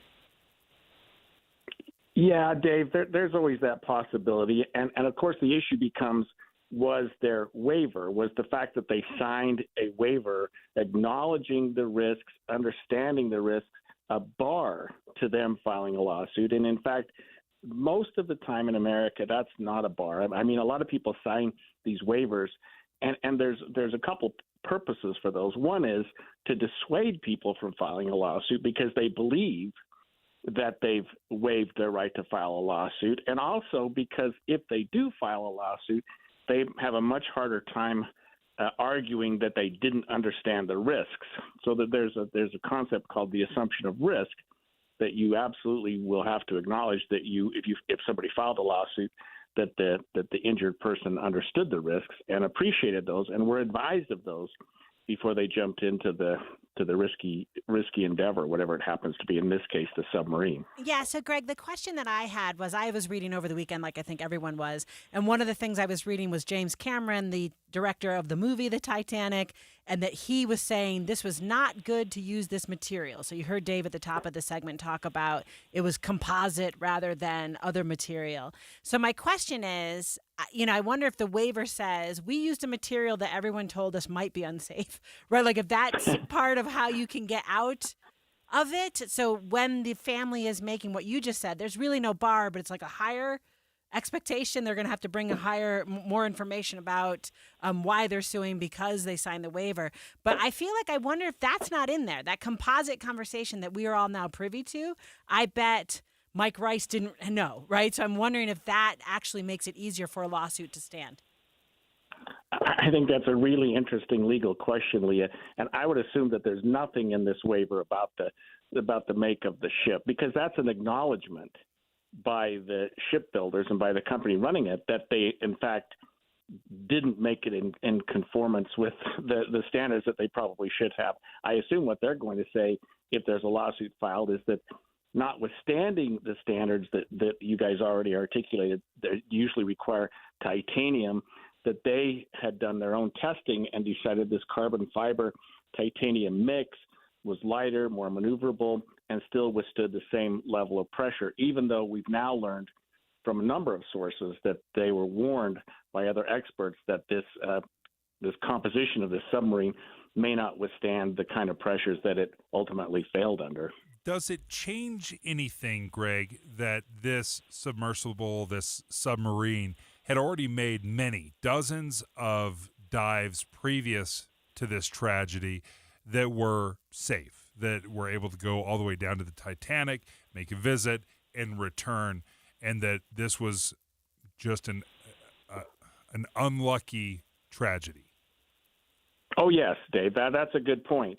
So trial and error, they tried it, they've done some things. I'm sure they did some tests without people in it, or they've done some things to test the product. And yes, that gives the manufacturer, the builder, the people that operated it, some solace and some ability if something happened to say, look, we acted reasonably. We did what we thought was appropriate to make sure this was right. On the converse, now they know that material is not going to withstand it, so they're certainly not going to build another one just like it, because then the lawsuit, if it failed again, they'd have a much greater risk of prevailing or of losing a lawsuit, I should say.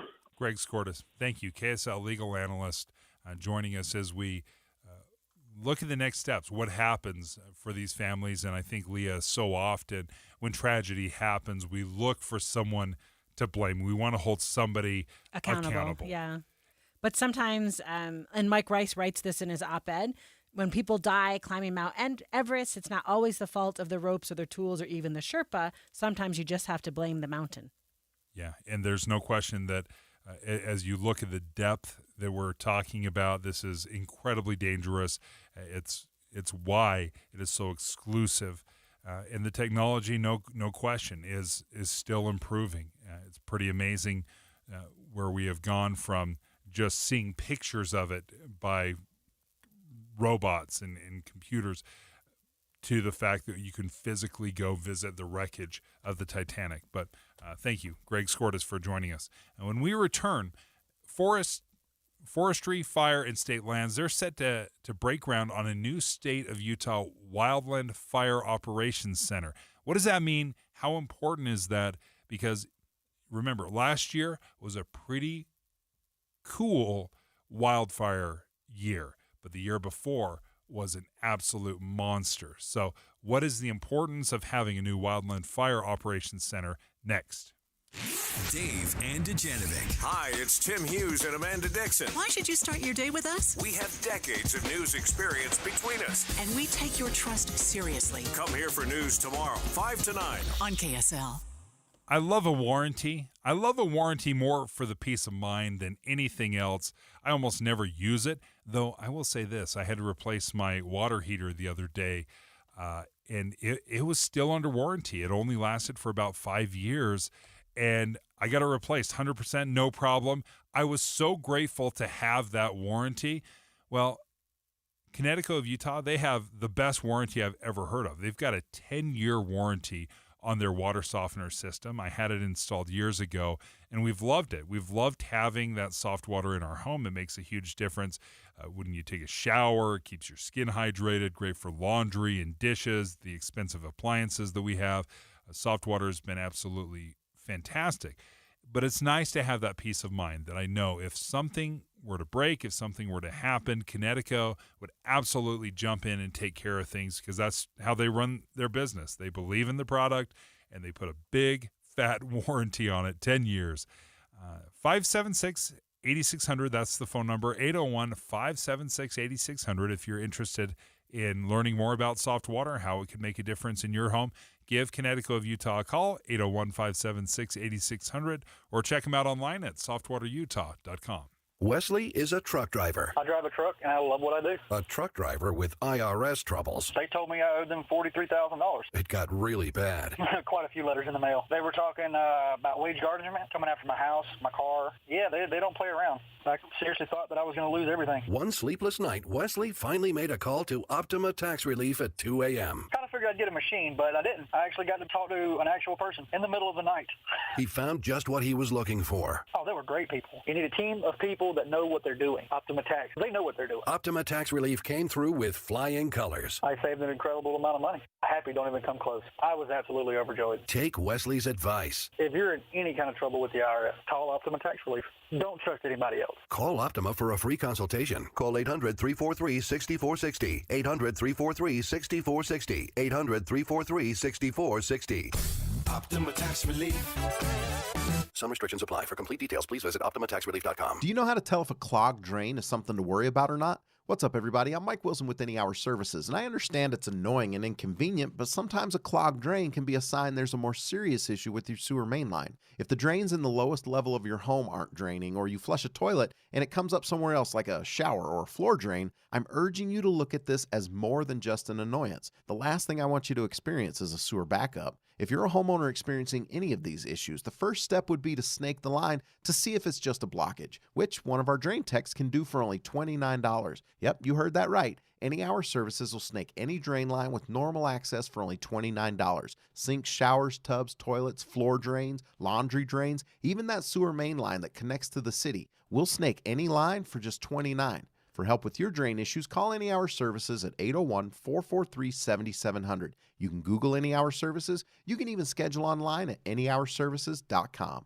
No one helps more homeowners than Any Hour Services. Well, hello, Summer. Adventure here.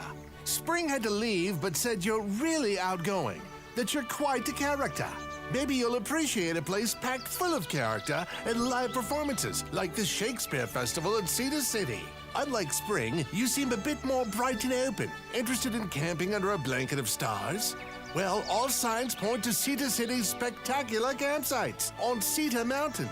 Summer, it's great to finally meet you, because winter just might have overstayed the welcome. You seem content now that you're here.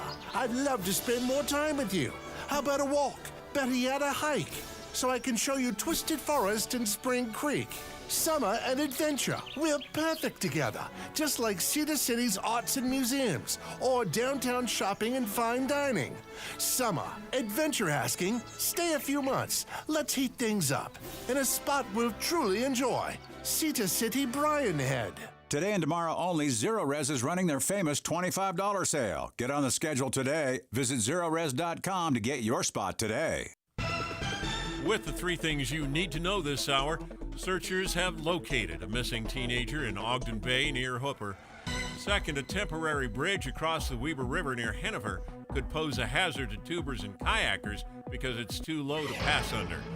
Third, 3 police officers in San Antonio facing criminal charges after shooting a woman who was apparently having a mental health crisis. Right now, 81 degrees and sunny in Salt Lake City. And back to Dave and Dujanovic on KSL News Radio. Dave and Dujanovic. Forestry, fire, and state lands. They plan to break ground on a new state of Utah wildland fire operations center. If you're wondering, what does that do? That's a great question. I don't know. That's why we're bringing somebody on that does know. Brett Osler with the State of Utah Fire Management is joining us right now. Tell us what's happening today and what this Utah Wildland Fire Operations Center is. Well, good morning, and thanks for having me.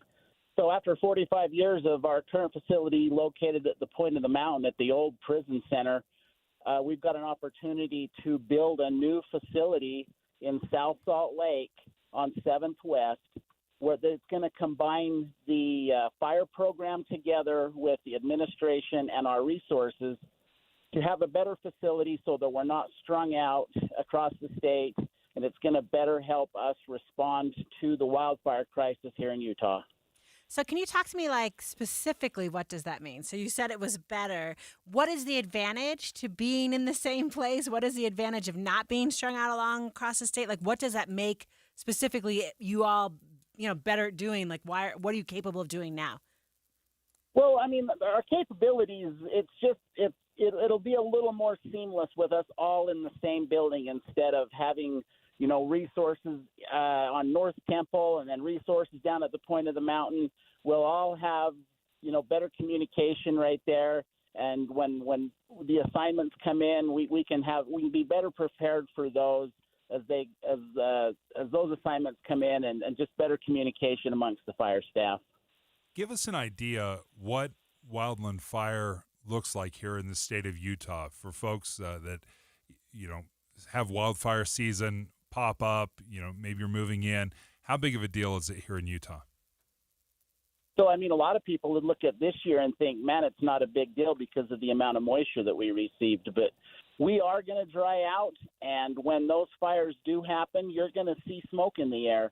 And with the 4th of July right around the corner and the 24th right after that, we're going to be well dry in some of the areas of the state. And it's not going to be so much the high elevation stuff because I think we're going to see snow up there year round.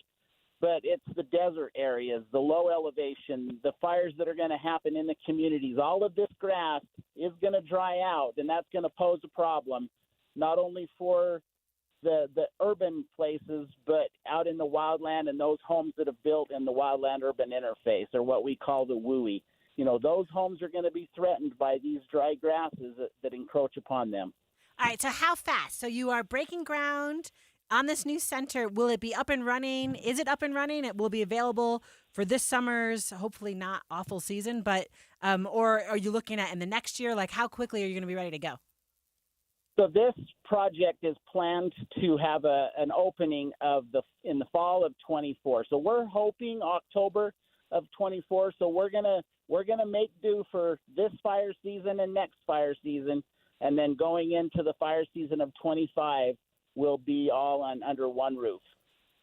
I think so often when we talk about fire season, we've certainly seen it here in Utah. Anyone that's lived here, we've seen the helicopters, the planes, the firefighters. What does the future of firefighting look like here in Utah? Well, as Utah continues to grow, you're going to see us continue to sprawl into what we consider the wildland-urban interface. And as we do that, the need for the resources is going to continue to be there. Now, what we bring to the table is more of the wildland and the extended attack. So when you see those helicopters and those airplanes, that's what we bring to the table. Our cooperators will bring resources such as themselves and trucks, but we're the ones that bring the big assets with the incident management teams to manage those extended attack fires.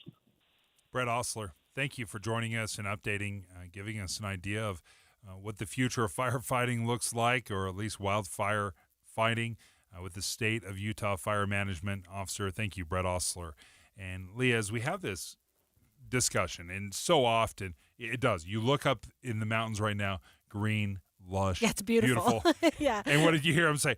It's going to dry out. Right. It's going to dry out. But eventually the snow is going to melt, maybe. And I liked what he said, or not that I like it, that's the wrong way to say that, but I was interested in what he said, that it might be different levels, right? So he was saying, given what we've got, we expect the snow to be up high for a long time. We're sort of talking about seeing, what did he say? The woo. That just makes me smile. The wooey? The wooey. The yeah. wildland urban interface. Yeah, that interface, like, and it, maybe there's different spots that we're going to be paying attention to, just kind of given the unprecedented nature of how much snow we got this year and where the snow is. And as we start talking about these lower elevations, this is obviously where people are starting to build homes or have sprawled out into these areas, so much so that there are places around the country and insurance companies that are starting to refuse to offer insurance to homes. This is a big story right now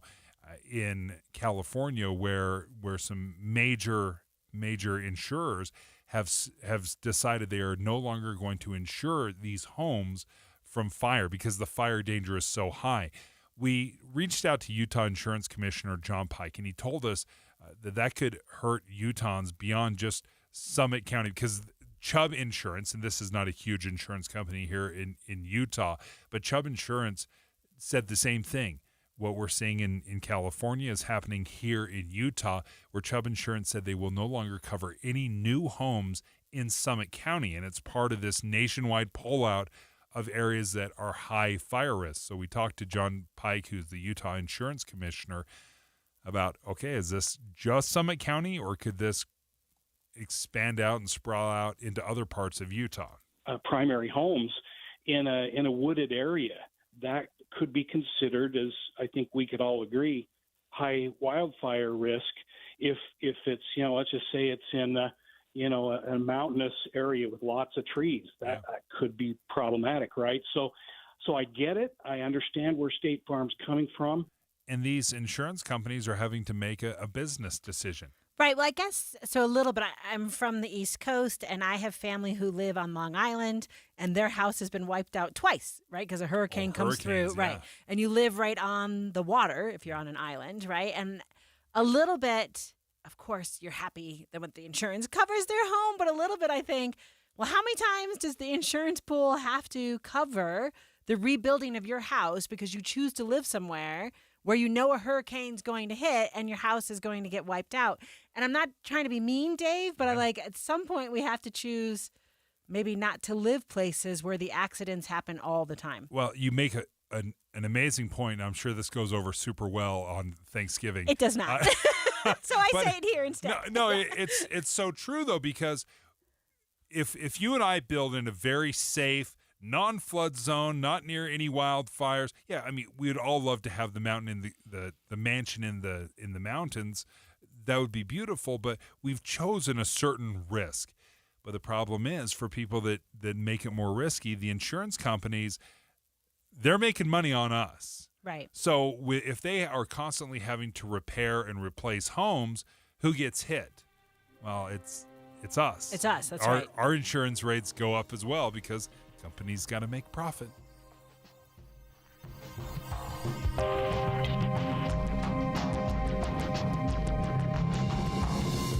KSL FM Midvale, KSL Salt Lake City. Listen on the KSL News Radio app and in your car at 102.7 FM. KSL News Radio, your all-day companion for news. It's 11 o'clock at KSL News Radio. I'm Dan Bomas. KSL's top story this hour. Weber County search teams have located the body of a 17-year-old boy in the Ogden Bay wildlife area near Hooper. KSL News Radio's Adam Small said the boy had been swimming near the dam when he disappeared. 3 17-year-olds were out swimming by this dam that was producing a pretty strong undercurrent. Rescue divers searched the area with the help of drones and a sonar boat before locating the body around 9:30 last night.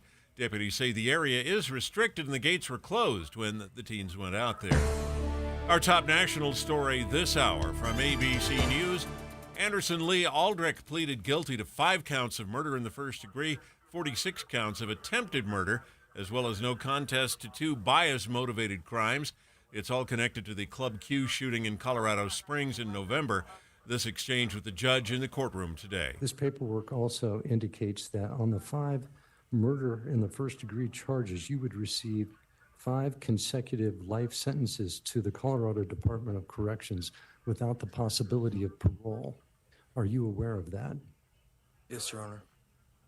And your money at this moment, the Dow Jones average up 40 points right now, while the NASDAQ has taken a sharp downward turn, down 106 points right now.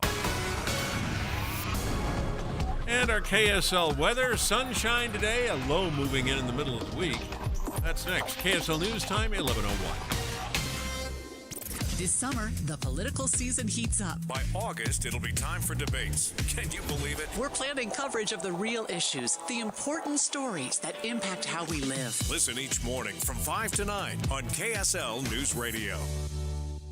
When interest rates rise, it's not all bad. I'm Jeff Jr. with Trajan Wealth, helping you understand why now is the time to purchase an annuity. Annuities are the only products that will guarantee you an income you can't outlive. It's those guarantees that are tied to Treasury rates. And as we know, those rates are at 40-year highs. If you're in or within 10 years of retirement, use this to your advantage. This is exactly why it's possible to receive up to a 25% upfront bonus for income, and why it is possible to receive up to 10% per year for income growth. It's because of the high interest rates. Don't let anyone tell you it's not true, but also don't wait. Interest rates and these guarantees will eventually come down. Call 801-899-7600. That's 801-899-7600. Or visit TrajanWealth.com. Guarantees are based on the claims paying ability of the issuing insurance company. Amanda, getting dinner time taken care of any time during the year is tough, but especially in the summer when everybody's schedules are totally blown up and everybody's running in different directions.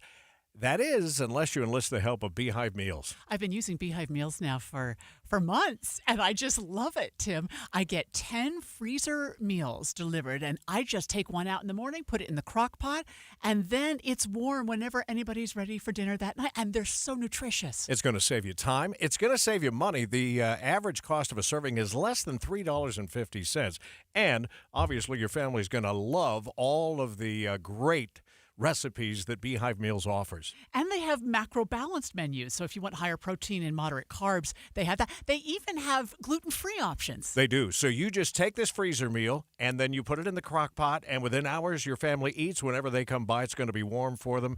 There's a reason why they're best of state winners 2 years in a row. Try Beehive Meals. Go to beehivemeals.com. Mountain Star Healthcare's Harriman Emergency Center is now open. Be seen fast at the Harriman ER, located just off Mountain View Corridor and 134th South in Harriman.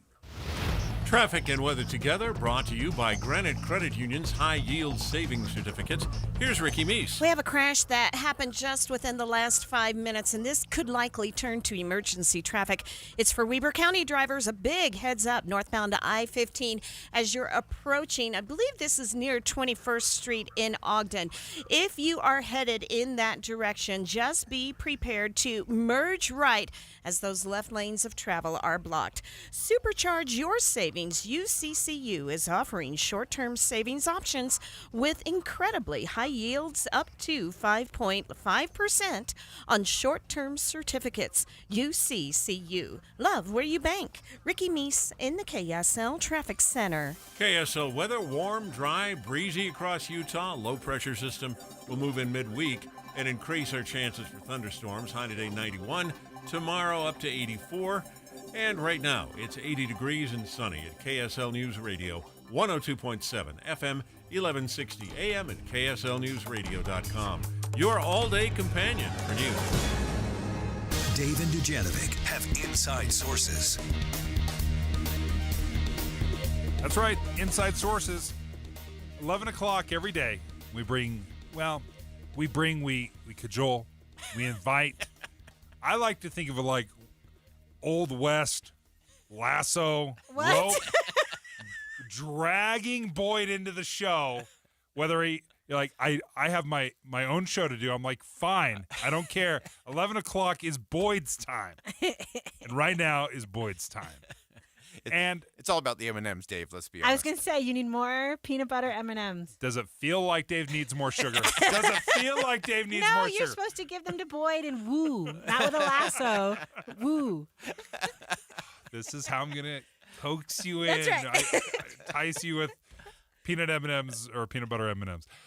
Boyd, okay, so Leah Murray, by the way, is filling in for Debbie Dujanovic today. Poli-sci professor, runs things at Weber State. And I love that you're joining me. Boyd, I love that you're here. I love everybody in this room right now, no matter how you got here. Whether you were invited or coerced, I don't care. You're here now. All right. But we holy digress. cow. We talked about Chris Christie for the love. Okay. Boyd, there was something that stood out to you. Chris Christie, who has no shortage of flaws of his own, who has been a firebrand. He had a recent speech at the Faith and Freedom Conference last Friday, former New Jersey Governor Chris Christie, that stood out to you. Why was it that Chris Christie, what was it about this speech that intrigued you? So it was a very interesting take. Of course, Chris Christie has entered the presidential race on the Republican side to become the nominee, and he has been very vocal in saying his purpose is to take down the former president. And he's been very open. He's been very straight shooter in his attacks on the former president. And then in this event over the weekend, the Faith and Freedom Coalition event, he gave a speech, and I've heard Chris Christie give speeches live. I've been in the room. I've seen him work a crowd. I've seen him do all of those things. And I have to be honest, this may be one of the best speeches he's ever given. And it wasn't that he went right at the former president. In fact, he really didn't get around to that until towards the end of his speech. But he gave one of the best speeches I've ever heard on character and why character counts. Of a leader who never makes mistakes. Beware of a leader who has no faults. Beware of a leader who says that when something goes wrong, it's everybody else's fault. And he goes and he blames those people for anything that goes wrong. But when things go right, everything is to his credit. This is very much out of the Boyd Matheson playbook. Instead of attacking individuals, you ask questions. What are you looking for in a leader? And this is something that you've done the entire time I've known you. When you interview politicians, you talk to them about leadership and what to look for. And instead of, ad hominem attacks, this was something very much I thought, oh boy, that resonates with Boyd for sure. Yeah, it was so interesting. So he actually went through our country's history, and he talked about the founders and the character they had to display and why that counted and why that mattered. Abraham Lincoln faced with opportunities to take the easy path, to not do the hard thing, and to just acquiesce and let things continue on, or to let the South secede and go on their merry way. We would have been a smaller country. Talked about FDR and standing up to Nazism around the world. Again, didn't have to, but America would have been a smaller place in that lack of character. And he went on to Reagan and a bunch of others. And so he laid out this case of character first. And then he took a few shots, it is Chris Christie. He took a few shots at the former president, and there were actually some boos.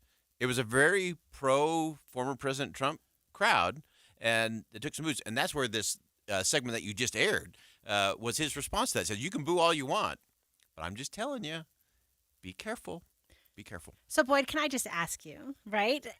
Isn't it a little, and I'm not sure what the word is I want to use, but I think it's ironic, maybe, that Chris Christie is the one who is lecturing us about character? Yeah. So I'm wondering if you could just speak to what is happening? What is going on? So you have to remember the first principle is trying to understand the behavior of someone running for president is like trying to smell the color 7. Right. So as long as we start with that premise, and so it was a little out of character for Chris Christie. Now, again, he read the room. It was Faith and Freedom Coalition, so he threw out some biblical verses. He was clearly playing to a specific audience. Are there some incongruencies in terms of how he ran New Jersey? Right. 10,000%.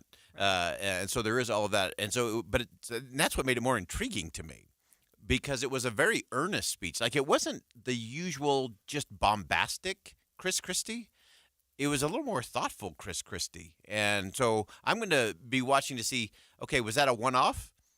Or does he think that actually will get some traction with other voters in places like Iowa, New Hampshire, and South Carolina? That'll be the real interesting test. You talked about him getting booed, and I want to play this little piece of audio as you hear, because it is important to see that this was not necessarily an anti-Trump, never-Trumper audience. This had a lot of Trump support in it. But listen to Chris Christie as he starts speaking, not in theoreticals or in lofty ideals, but where he mentions Trump specifically. Why am I running for president of the United States? I'm running because he's let us down. He has let us down because he's unwilling. He's unwilling to take responsibility for any of the mistakes that were made, any of the faults that he has, and any of the things that he's done. And that is not leadership, everybody. That is a failure of leadership. And you can boo all you want. But here's the thing. Our faith teaches us that people have to take responsibility for what they do. People have to stand up and take accountability for what they do. Isn't that fascinating? That the boos started to come in, and what did he do? He didn't combat the boos by yelling back at the booers. He pivoted to a scripture and to faith. He says, no, wait a minute. We're a faithful group here, regardless of what your faith is, and our faith teaches us you have to be responsible. You have to be accountable. You have to have character. And again, whether you love the former governor of New Jersey or not, it was a pretty masterful exhibition of reacting to an audience that was turning on you, and causing them to reflect on themselves, not just the politics. Yeah. So, Boyd, I'm wondering, maybe you don't want to answer this question, but what do you think it says about where the Republican Party writ large is on the former president? So a little bit is the former governor seeing some movement, and that's why he's moving into this. I mean, we know he's taking him on, but I'm just kind of wondering, how did you feel about the reaction and what it might say generally? I think the general question is the big question. Yeah. And I think that's going to be fascinating to watch is, does this continue to play out? Because clearly there were some across the country, people I spoke to across the country after Friday were like, he made me think about it a little differently. Because it wasn't just a head-on, I hate Trump or I hate this or, whatever, or just, spouting off indictments and things like that. It was a principled, measured case, both for himself and against the former president. And so what will also be interesting, and this really goes to your point, Leah, is what do the other candidates do with that? Right. Does it give Tim Scott a bigger voice on the character? Because he's already been on the character stage and actually has some authenticity in that space. Right. And so do you start seeing that play out? And then you have a former Vice President Mike Pence who's playing in that space and saying, look, this is what this looks like. This is what this feels like. And so in terms of whether that really goes to the broader GOP primary voter, that's the real test. That is the test of this whole campaign, in my view, is the Republican Party going to return to that kind of character trait-driven, principle-based, policy-driven approach to governing, or is it going to be more performative politics? And that'll be the ultimate test. And Chris Christie laid down the marker to begin to have the Republican primary voters ask themselves the question, and that's the test. And I think the big question I have after Chris Christie starts mentioning Trump by name and he starts getting booed, did he lose the room? Because so often you can speak about high-minded ideals in the general sense, but as soon as you mention Trump's name and they start booing you, you've lost them. Yeah, that was the most telling part of the whole speech. Was he had the boos, he gave the response, and then he got applause on the landing spot of that segment of his speech, which was character matters. And that might be as telling as anything. Right. That a candidate can criticize Trump, get booed for it, but not get booed off the stage. Yeah. And that is the You can key still here. stick the landing. Yeah, you and still move stick the on. landing. There's a little wobble here. Right. There's a difficult move. You try to pirouette just a Always little stick bit. the landing. Always Gotta stick the landing. stick the landing. Boyd Matheson, thank you. Look forward to your show today. Inside Sources from 1 to 3. When we return, we're going to take you to News Nation. News Nation has been giving us the latest information on the investigation of the Titan, the submersible that imploded, killed 5 people. It was trying to visit the wreck of the Titanic. News Nation will give us the latest on what we've learned about what caused that implosion. Dave and Dujanovic. Before Dave and Debbie get started each day, this station is all news all morning. And later today, we follow up on those stories as you drive home. Get important news all morning and all afternoon. Here on KSL News Radio. Summer celebrations are almost here. You can let off your own fireworks until 11 p.m. on the 2nd, 3rd, and 5th, midnight on the 4th. And the fireworks stands are open. Even if it's green, it can still burn. Don't burn down Utah. And come here for updates on safety and restrictions. KSL News Radio, your summertime fun companion for news. Emergency traffic on KSL News Radio, brought to you by Granite Credit Union's High Yield Savings Certificates. Weber County drivers, left lane blocked due to a crash with possible injuries northbound I-15 approaching 21st Street in Ogden. There may even be 2 left lanes right now. Traffic at a crawl, and we are seeing stop-and-go delays now passing 31st Street. Ricky Meese in the KSL Traffic Center. Where do you go to celebrate Independence Day in a big way without the big budget? Fun, food, a ping pong ball drop with prizes, and of course an incredible fireworks display, a free concert at 7:30, and more. You go to Bear Lake. She got the blue jeans painted on tight that everybody wants on a Saturday night. She got the Celebrate freedom this year in beautiful Bear Lake with country music star David Nail live. Monday, July 3rd at Heritage Park in Garden City at Bear Lake. Bring your blankets, bring your lawn chairs. Activities start at 4. The free concert starts at 7:30. Yes, it's free. Food, fun, and fireworks. And live music from country music star David Nail. Monday, July 3rd. For lodging and more information, go to bearlake.org. Your home is the place where you know your loved ones are secure. But the things that keep your home protected can't keep pests at bay. That's where RAID comes in. For 60 years, RAID scientists have worked to protect people around the world. With trusted research, ingredients, testing standards, and product efficacy, RAID seeks to create a better future for all, especially the ones you love most. RAID, protection for all. Whether you own a local business or a global one, you're always looking for ways to position your operation to create opportunities and move on them faster. With Bank of America, you get access to experts, award-winning insights, and business solutions so powerful, you'll make every move matter, locally and globally. Visit bankofamerica.com/banking for business to learn more. What would you like the power to do? Copyright 2023 Bank of America, N.A. Shop the best deals of the summer now at Lowe's. Freshen up your home inside and out with buy one, get one 50% off on select interior and exterior paints and exterior stains via Lowe's gift card rebate. Plus, save big on select patio furniture and accessories with up to 50% off. Lowe's knows July 4th savings. Lowe's knows home improvement. Offers valid through 6/28. Selection varies by location. While supplies last. More terms and restrictions apply. See Lowe's.com/rebates for details.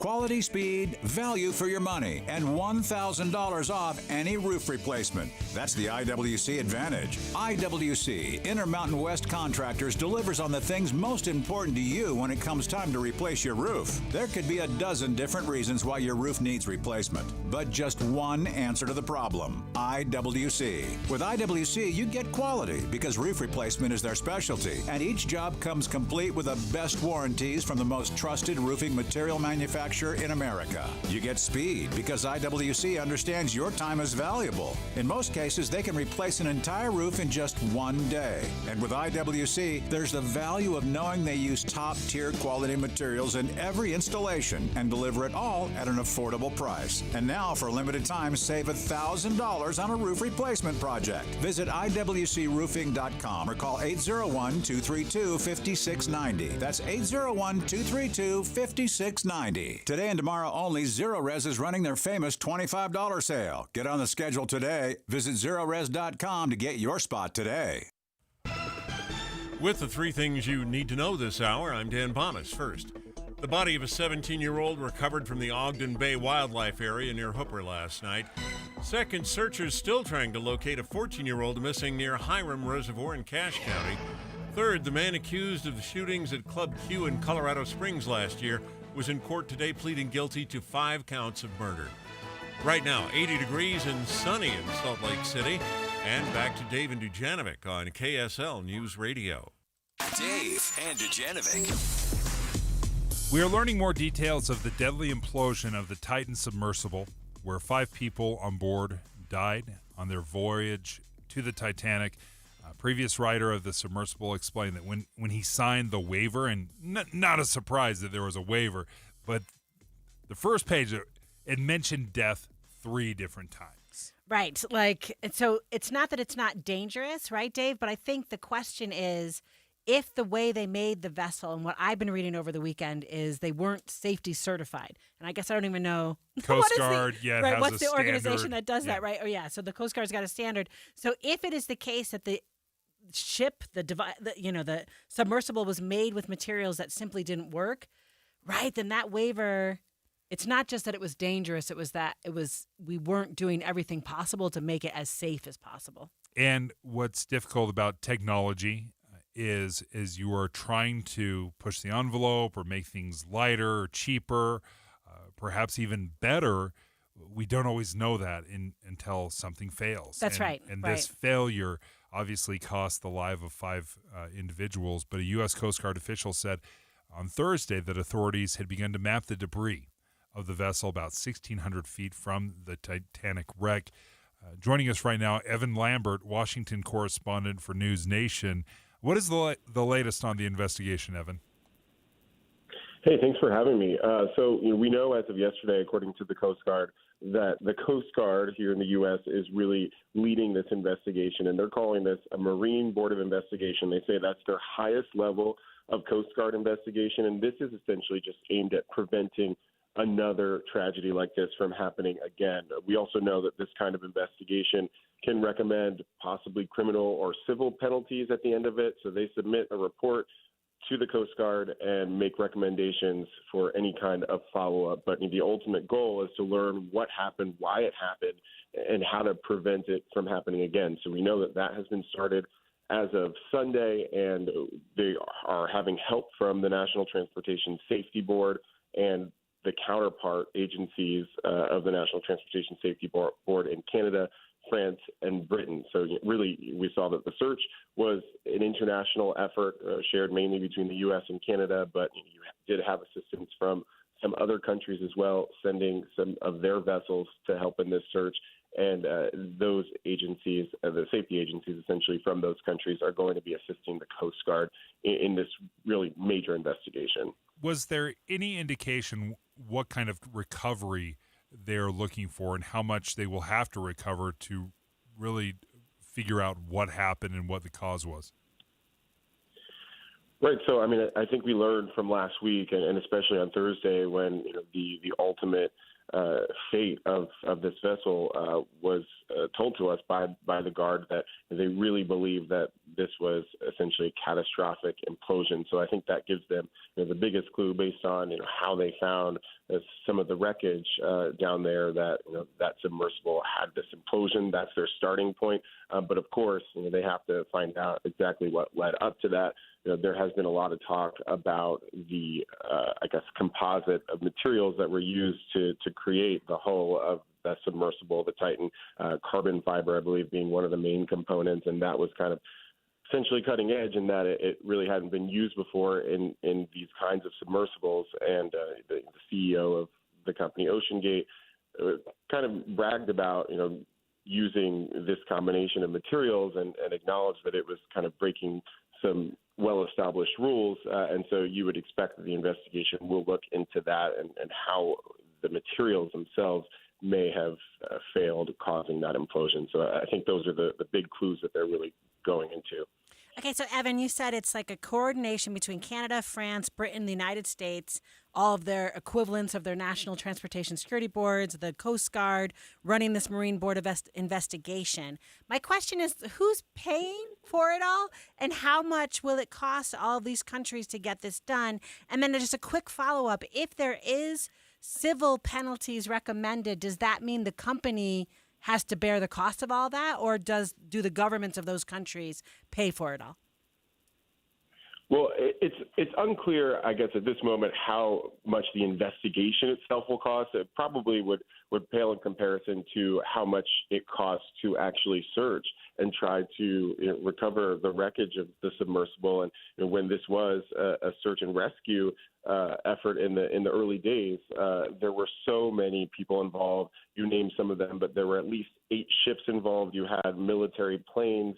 A government estimate of the cost of some of that. Experts have already put that for just the Coast Guard into the millions of dollars. There are some estimates from the Government Accountability Office that talks about how much it costs to run some of those airplanes that were used in this search early on, including a C-130 Hercules. Apparently, those kinds of planes cost tens of thousands of dollars an hour to run. So we're definitely talking millions, according to the experts that have looked at this. But at this point, it's really just an estimate. The Coast Guard has declined to give a number so far to how much money they have spent in this search, rescue, and then recovery. Once we learned the fates of those victims and that they didn't make it. We know that it's going to be in the millions. It's a little bit less clear how much an investigation would cost, but likely not nearly as much as the search itself.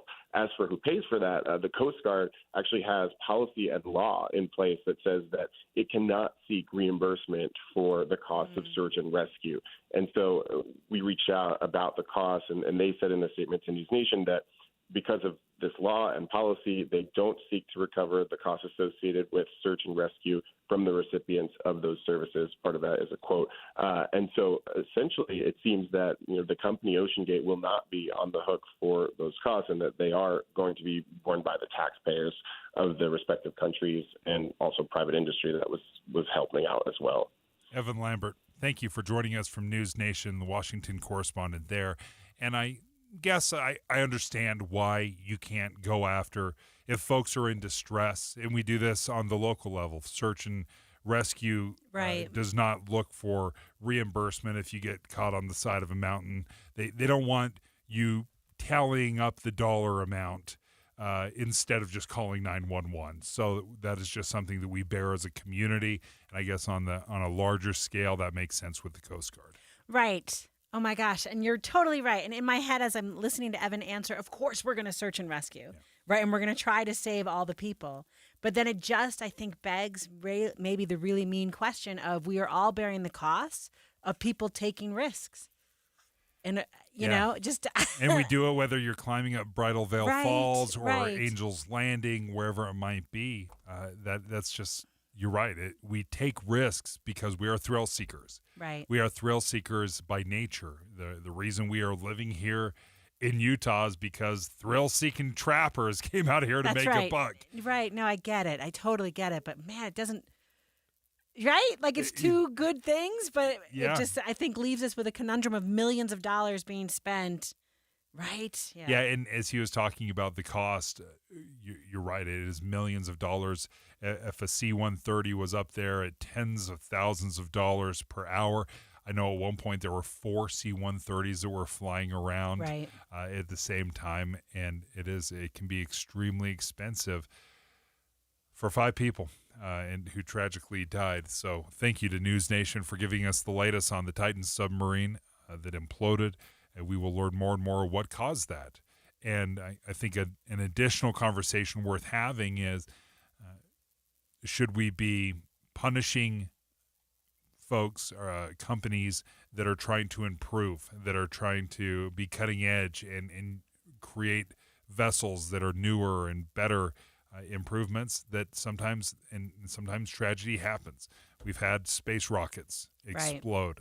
It's technology, it's experimental, and sometimes we just don't know the problem until after the fact. When we return, let's go back and talk about the Utah GOP convention, trying to figure out who's going to be the next representative here in the state of Utah. The GOP leaders certainly have kind of the leg up. We'll talk about the surprise ending in Delta. And it was a surprise. It was an underdog win, at least from the outsiders looking in. We'll talk to the chairman of the Utah GOP next.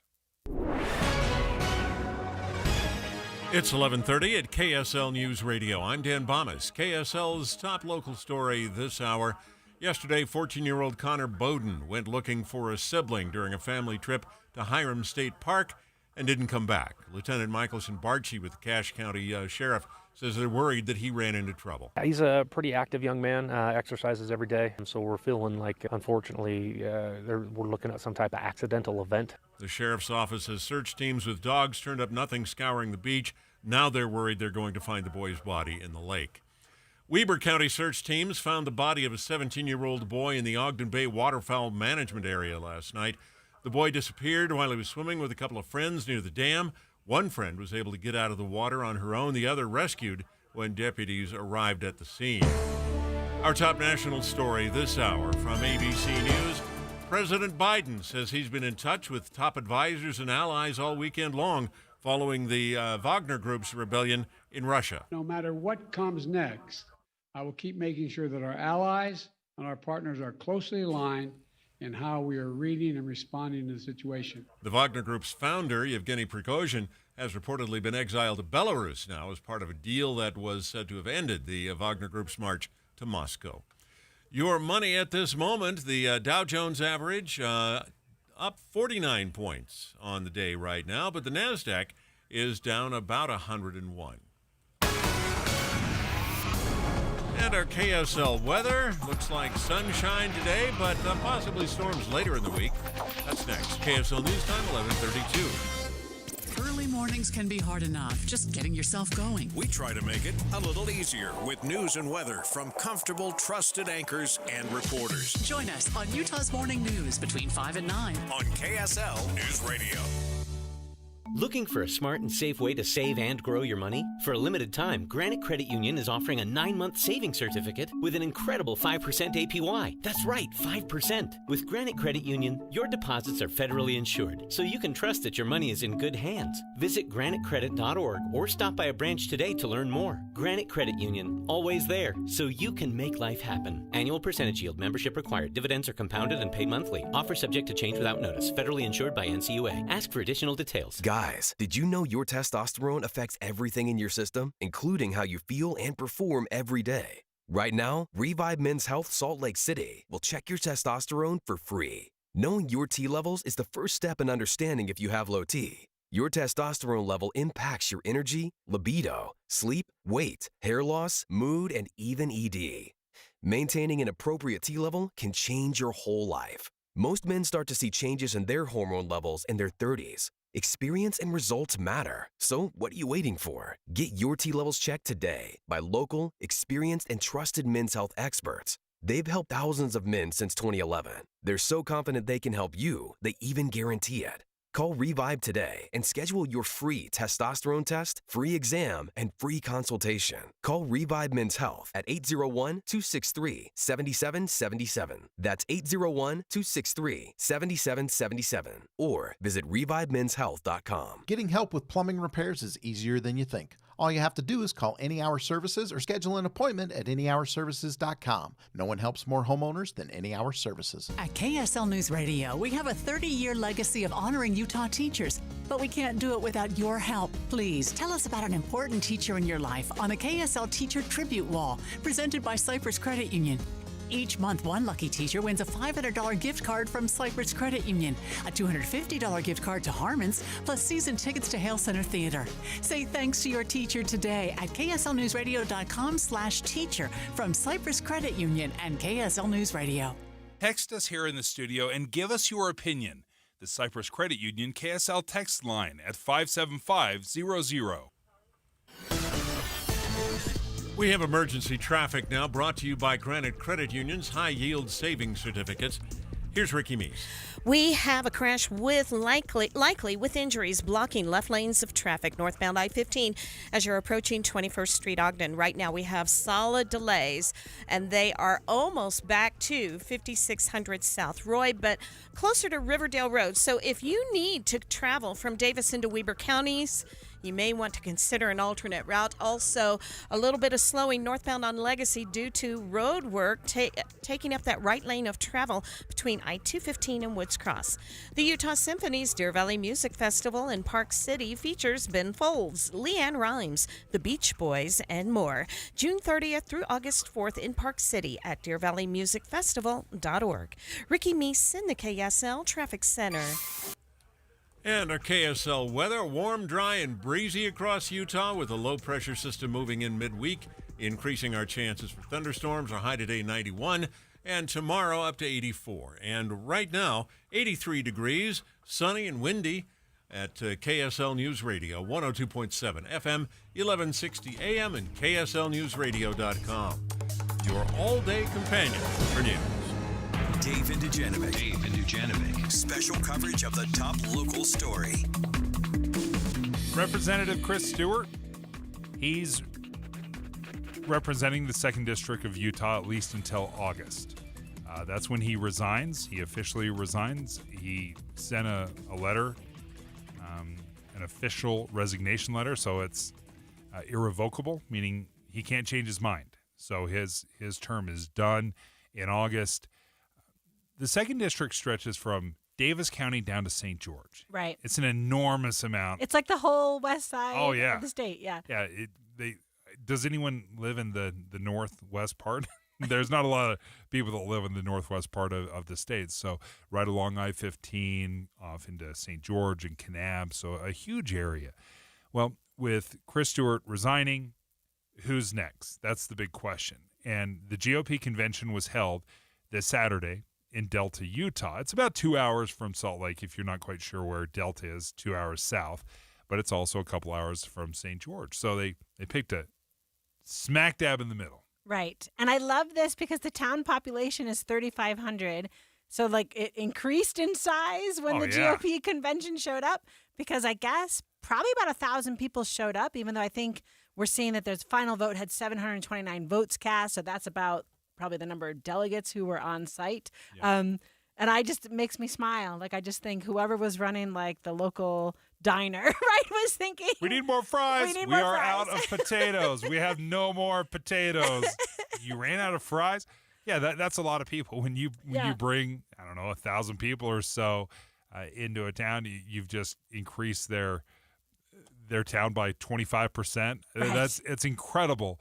I wanted to know why Delta? Because my concern was, and I actually brought this up with the chair of the Utah GOP, like, do you think anyone's going to show up?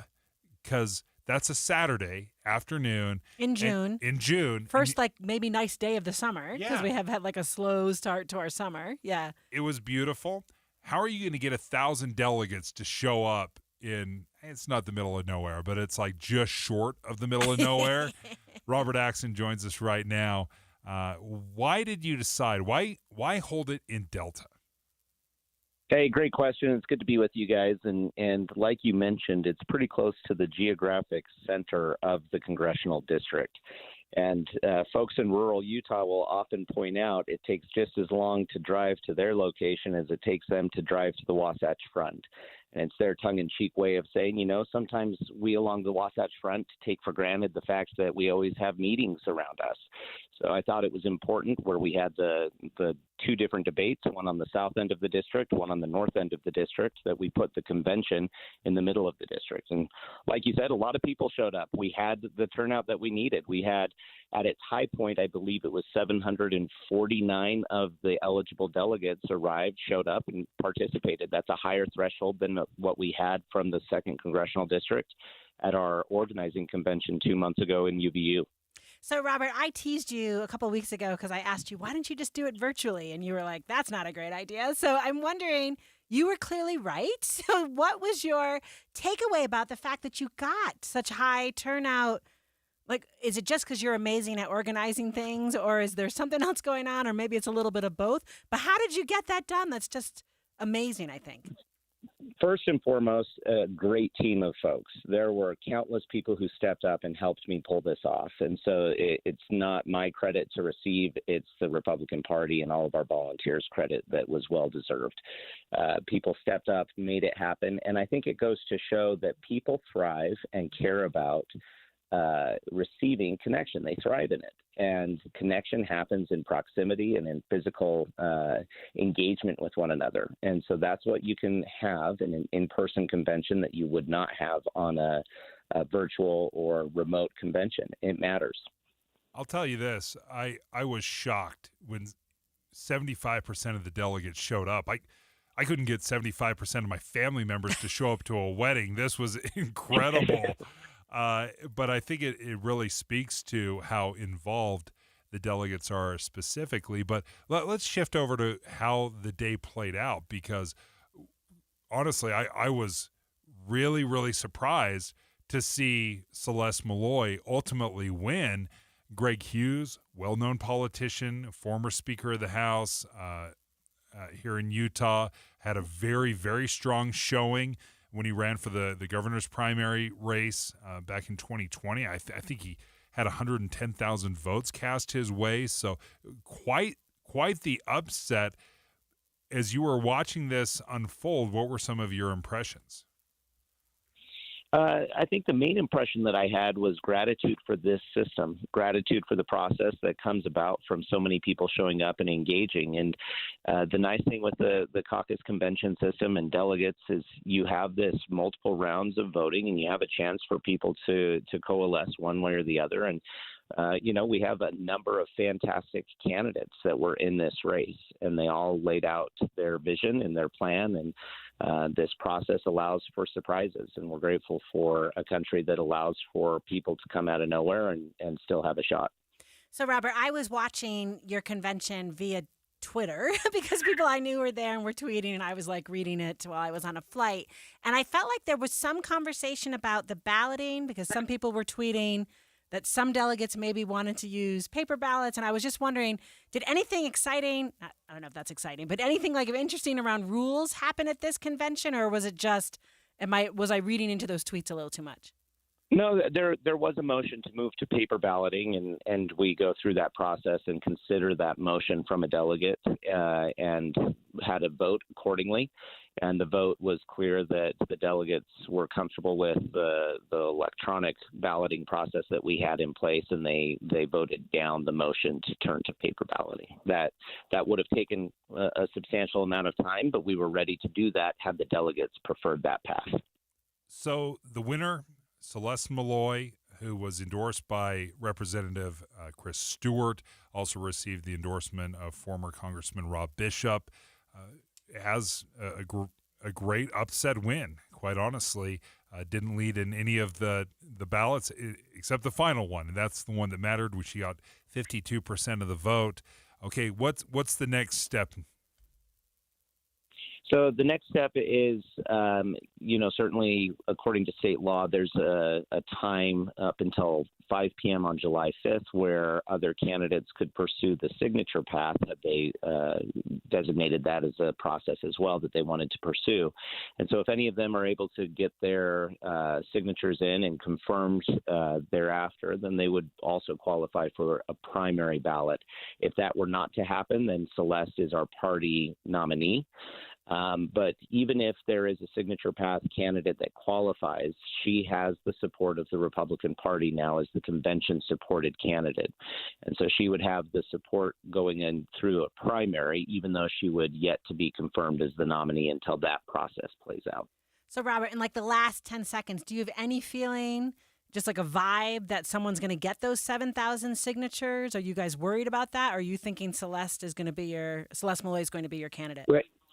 We're not worried about it. It's the process that the law permits and allows. I think there's a couple of people that have a good shot at doing that, but we're happy to engage and be a benefit for Celeste as she pursues the next steps in her process. Robert Axson, GOP chair here in Utah for the Republican Party. Thank you for joining us, and good luck. Hey, thank you. When we return, this is a little insider baseball, like the way convention works and who's throwing their support behind whom. It gets a little bit wild, but let me just say, the three big names was Greg Hughes, Celeste Malloy, and Jordan Hess. Yeah. They had the majority of the delegates, and as they were kind of bouncing back and forth and getting closer and closer, at the very end, Jordan Hess, his supporters threw their support behind Celeste Malloy, which ultimately took her from second to first, was the only ballot that she won. But I wanted to know from Jordan Hess why you threw your support behind her instead of former Speaker of the House, Greg Hughes. We'll speak to Jordan Hess next. Dave and Dujanovic. Hey, stay right here for more of Dave and Dujanovic. And tomorrow morning, come back here for news, traffic updates, and reliable weather. Join us to have a listen. Tim and Amanda. Your morning companions for news. This is Derek Miller speaking on business. Merrimack Capital is the industry's leading and largest diverse lessor and asset resale company based in North America. For over 30 years, Merrimack Capital has been delivering the lowest cost for equipment use with full equipment lifecycle management. COO Jack Kariotis shares more. Merrimack Capital is a business-to-business leasing company currently serving 25% of Fortune 500 companies and the like. We provide transparent and competitive financing structures for all types of equipment while focusing on material handling, tractor-trailer, IT, and copy print. With incorporations in the U.S., Canada, and Mexico, our services extend seamlessly through North America, providing our customers the lowest cost of equipment use. Merrimack owns and operates its warehouses where we refurbish and resell our off-lease equipment. This year, Merrimack is approaching $1 billion in assets under active management and has remarketed and repurposed over $5 billion in equipment to date. Merrimack is committed to ESG initiatives and is constantly seeking new ways to decarbonize the supply chain.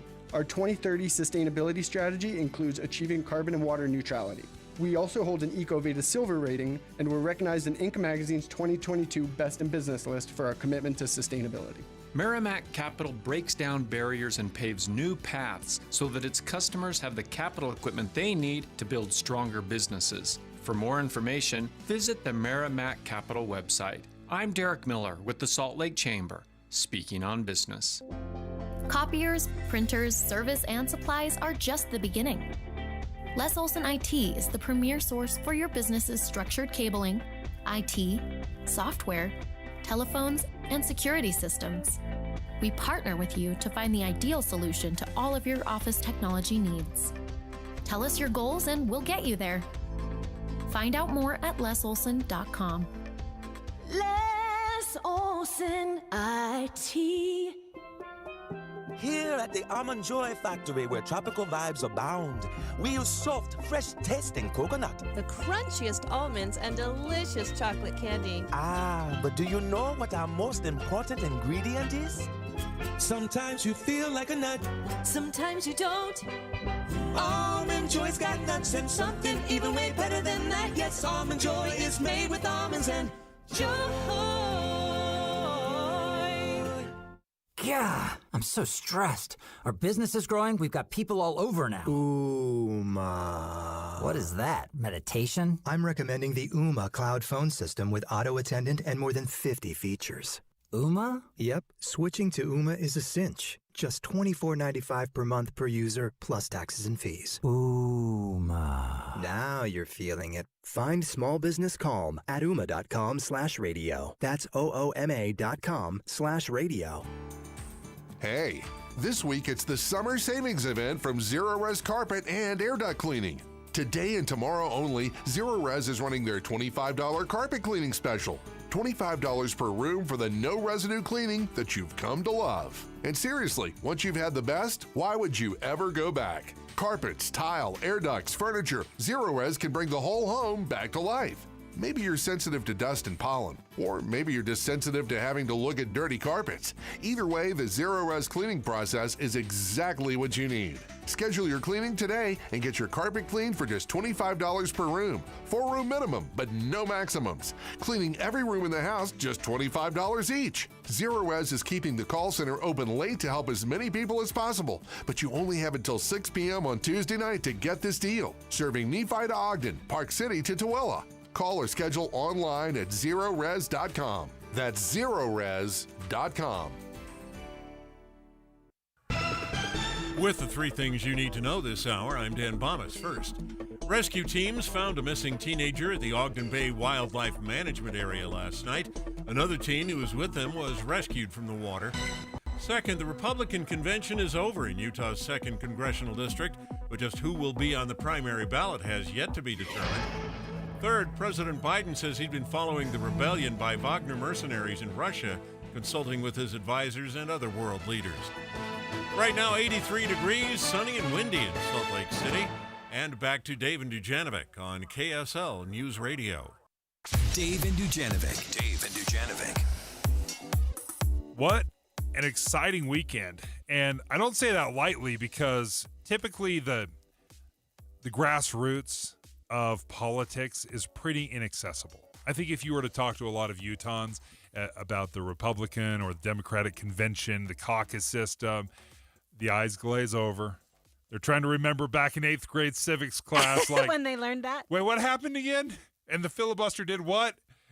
There's some specifics that happen, especially on the state and local level, that aren't super friendly, that aren't really accessible. Now, as a poli-sci professor, this is your wheelhouse. Like, you know this kind of stuff. What happens? Like, where's the disconnect? Because I think far too often we talk about delegates. You're like, oh, yeah, delegates. Wait, where do they come from? Who elects them? Like, where's the disconnect, meaning that people don't know what the delegates are? Yeah. I wonder how much, how accessible Utah politics or how well we understand. Yeah. And can we do a better job? So the answer is I think it's very accessible, but I'm very cautious as I say that. I like Robert Axon, who we just talked about, am very much a fan of the caucus convention system because I think what he's saying is right. If you're in a room, it's really hard to be hostile towards people. It's really hard to make someone else out to be the enemy, right? So these conversations and the community, I think that's so important to solving all of our collective problems. The caucus convention system, right? Elevates that, right? Like it's groups of people getting together, deciding who their candidates are going to be. I think it's very accessible because you can come in with no name recognition, no money, and come out as the candidate. That is not true in a primary system. Does that make sense? Yeah. Like you absolutely. So I feel like it helps fend off any of the complaints we have about money in our system, right? The caucus convention system. When people talk about accessibility, I think some people would say, you know, it's in Delta, like on a Saturday, and I can't go. And when we hold them, when we're doing the organizing, like who gets to be a delegate, it's like it's a Tuesday night. So there's whole swaths of people. Maybe they're working on a Tuesday night, or maybe they're deployed in the military, or maybe, does that make sense? Yeah. So a lot of people talk about it as being inaccessible for those reasons, which I think are legitimate. And then it's you're weighing the costs and the benefits, right? And I think I tend to resonate with what Robert talks about, which is if we're all in a room having a conversation, it's got to be better.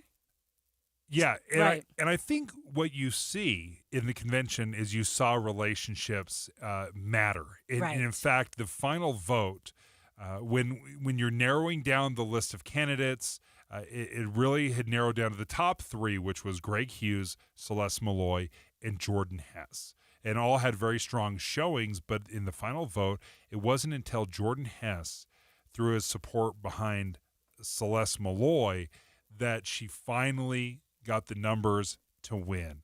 And I wanted to hear from Jordan, who we'd had on last week to discuss running for this seat. Jordan Hess joins us right now. Thanks for joining us, Jordan. Yeah, thank you for having me. Excited to be able to chat with you. Hey, congratulations, first of all. You had a lot of support, even though it ultimately didn't go your way. I wanted to pick your brain. Why and how did it happen ultimately? And did it surprise you that Celeste Malloy ended up being the party's that's where the support went. You know, I'm feeling really good today. I know that there are some sour grapes out there. I have no sour grapes. I'm pleased. Obviously, I didn't come out on top. I thought that I would. I was quite confident. But when it came down to, you know, us, the final three, I had to make a choice. And as I had gone around the district from north to south, visiting almost every county in the district, what I kept hearing over and over again is Southern Utah representation, someone who understands the rurals. It's not fair that all 6 of our members of our delegation live along the Wasatch Front within 50 miles of each other. It's time for someone from southern and rural Utah. And so I had to stay true. That is the reason I got in the race, because I live in Washington County. I live in the district. I thought that was important. So, you know, Southern Utah especially was rallying around either me or Celeste. And so it wasn't like a premeditated, this was our plan all along, but it was, I had to do what was right, and I did. And like I said, no sour grapes. Now is the time to rally around our convention candidate, support her, get her across the finish line, and I'm 100% willing to do that. So, Jordan, I'm just wondering, and maybe this is a hard question to answer, and I apologize, is why wasn't it you that we were rallying around, right? So if it is the case that it had to be someone not along the Wasatch Front, which I find to be a very compelling reason, but something happened that you and Celeste chose her to be the one that you were throwing your endorsement to rather than the other way. Did you want to speak to why you made that choice? Yeah, I mean, just looking at the numbers, it seemed like Celeste and I were splitting votes. And like I said, my data going in showed that I would come out on top, and that didn't happen. I think the Chris Stewart endorsement may have, you know, played a role in that. I think, like I said, Southern Utah, rural Utah, I think were behind me and Celeste, and so that was hard when we were both kind of going after the same voters. And as you saw, round after round, it was just very close all the way through. And then when I was eliminated, you know, I had to make a choice, and I felt like I needed to stick with, you know, what I had been running on and what I had been hearing, especially from the south and rural parts of the district. I was incredibly shocked at the turnout.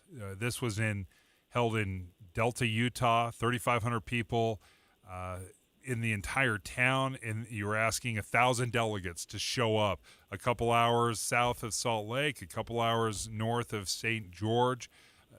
To have 75% of the delegates show up, that had to have been incredibly surprising and exciting to see such a great turnout. It was. It showed the strength of the caucus system. These delegates, they took their job seriously. I mean, I held, you know, I think 15 plus in-person meetings and a dozen Zoom meetings. And I would have 20 delegates on a Zoom call at 7:45 in the morning. And I drove out to Sevier County, Central Valley. I met with 4 delegates, clear out in the middle of nowhere, Sevier County. The delegates wanted to do their duty. That's what they were elected to do. And I think at the end of the day, they felt that it was their responsibility. You know, they've been trusted with this job as a delegate. So they showed up in numbers, and that actually made me very proud. That's why if we want to show the caucus convention system is successful and that it works, we have to rally around Celeste. She is the convention nominee. If we want the caucus system to be successful, she's the one we have to rally around. Jordan Hess, thank you for joining us. We appreciate it. A tough loss on Saturday, I know, but nevertheless, this has come together extremely quickly, and I think the convention path obviously was the preferred choice of Jordan, of Greg Hughes, but Celeste Malloy was the winner. And I think that is significant, that somebody that I had never heard of this person before. Before, like last week. Yeah, last week was endorsement. the first. That's right. At least for me, anyway. Yeah. And endorsements don't typically move the meter for me much. I think the fact that it was a relative no name was significant for me. Yeah. and I think that was part of the shock. Now, Celeste Malloy is going to go against, in the primary, whoever can gather enough signatures. We will start following that story. Who's next, and who will she be competing against? KSL FM Midvale, KSL Salt Lake City. Listen on the KSL News Radio app and in your car at 102.7 FM. KSL News Radio, your all-day companion for news. Good afternoon. KSL News Time is 12 o'clock noon. This is Utah's Noon News. I'm Maria Shaleos. KSL's top story, and it is developing news. Weber County Sheriff's Office has now confirmed the gate was closed at Hooper Dam yesterday. A group of teens went into the restricted area, and then one of them drowned. KSL News Radio's Jessica Lowell is live with the details. Jessica? Maria, around 4:30 yesterday afternoon, the Sheriff's Office responded to a drowning at the Hooper Dam. They say the 17-year-old was swimming with friends near one of the retention dams and got caught in an undercurrent. Lieutenant Colby Ryan with Weber County Sheriff's Office says the area is restricted right now to the public because of the strong currents. Usually this gate's closed and it's restricted, no trespassing during the summer months. So yes, the kids got around the gate and got out there. Police were able to recover the teen's body from the water around 9:30 last night. Reporting live, Jessica Lowell, KSL News Radio. Cache County Sheriff's Office hasn't found another missing boy at Hiram State Park. Connor Bowden was last seen yesterday afternoon near the Hiram Dam. Lieutenant Mickelson Bartishi says that this has likely changed from a rescue operation now to a body retrieval. So there's just nothing that leads us in any other direction other than back here to the lake and some type of a accidental event. More likely than not, that is what we're looking at, is some type of recovery. Dive boats, sonar buoys, and planes with infrared cameras are now glued to that lake. If you have any information about Connor, please call the Cache County Sheriff. The search for a missing woman who is thought to have fallen into the Weber River last month has been put on hold. Libby Stimson went missing on the 1st of May, and it's believed she was swept into the Weber River while walking her dogs. Since then, volunteers and search and rescue members have searched the river for Stimson, but with no sign of her body, efforts have faded, and now the search is put on hold until water levels drop. Michael Commit, KSL News Radio. Tubers, kayakers floating along the Weber River near Hennifer could find themselves running into a bridge that's too low for them to pass under. The old Croydon Bridge has been demolished, and there is a temporary bridge in place. People living in the area say there's no warning upstream, and we are headed into a holiday weekend when a lot of people may be using that river. Rising waters at the Great Salt Lake have been nothing but good news, including for the magnesium industry. The Great Salt Lake has been a go-to for magnesium for decades, accounting for almost all of the U.S. supply and 14% of the worldwide supply. The precious alloy can be found on anything from steering wheels, computers, cell phones, fireworks, and almost every soda can in the U.S. In this country, anytime you hold an aluminum can, you're holding a little piece of the Great Salt Lake in your fingers. Tom Tripp's the Director of Technical Services for U.S. Magnesium. He says when the lake levels bottomed out last year, they were about 2 feet from having serious problems, but now they have a few years to catch their breath. What a win. Adam Small, KSL News Radio. We have been talking about U.S. Magnesium on these airways since January, when a NOAA study claimed that their plant in Tooele County could be producing up to 25% of the nasty air that we are breathing during winter inversions. However, today, a company spokesperson told KSL News Radio they are preparing to formally challenge those findings, claiming there were major flaws in the research. We will keep you posted when we hear more. KSL's top national stories. The suspect accused of killing 5 people in a mass shooting at the LGBTQ nightclub in Colorado has been sentenced to life in prison. Anderson Lee Aldrich facing more than 300 counts on charges of killing 5 people in a mass shooting at the Club Q nightclub in Colorado Springs, pleading guilty. I intentionally and after deliberation caused the death of each victim's listed in those counts. And pleading guilty on 46 attempted murder counts and no contest to hate crime charges. Both the prosecution and defense requesting going to immediate sentencing. Dave Packer, ABC News. Closing arguments are underway in the trial of a former school resource officer accused of failing to act during the deadly shooting at Marjorie Stoneman Douglas High School in Parkland, Florida. Scott Peterson is facing felony charges of child neglect and negligence and could spend the rest of his life behind bars if convicted. Kristen Gomez is the assistant state's attorney. And in that moment, while he stood at those doors, every student and every teacher on the third floor was still alive. She told the jury that Peterson ran away once the shots were fired.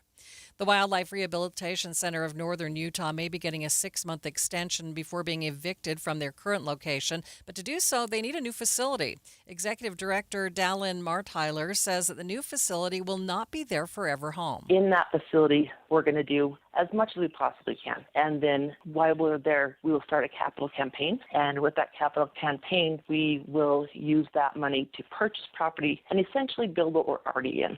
Along with a temporary location, the rehab center is trying to get a 6-month extension in their current facility, bumping to move out the date to March 6th. First Look Traffic. Good afternoon, Ricky Meese. We're starting with emergency traffic this hour. Well, we were. Okay. Yeah, the good news is the crash that we've had that has been causing emergency traffic northbound I-15 in Weber County. It has just cleared. This is northbound I-15 at 21st Street in Ogden. Now, the good news is all lanes of travel are open.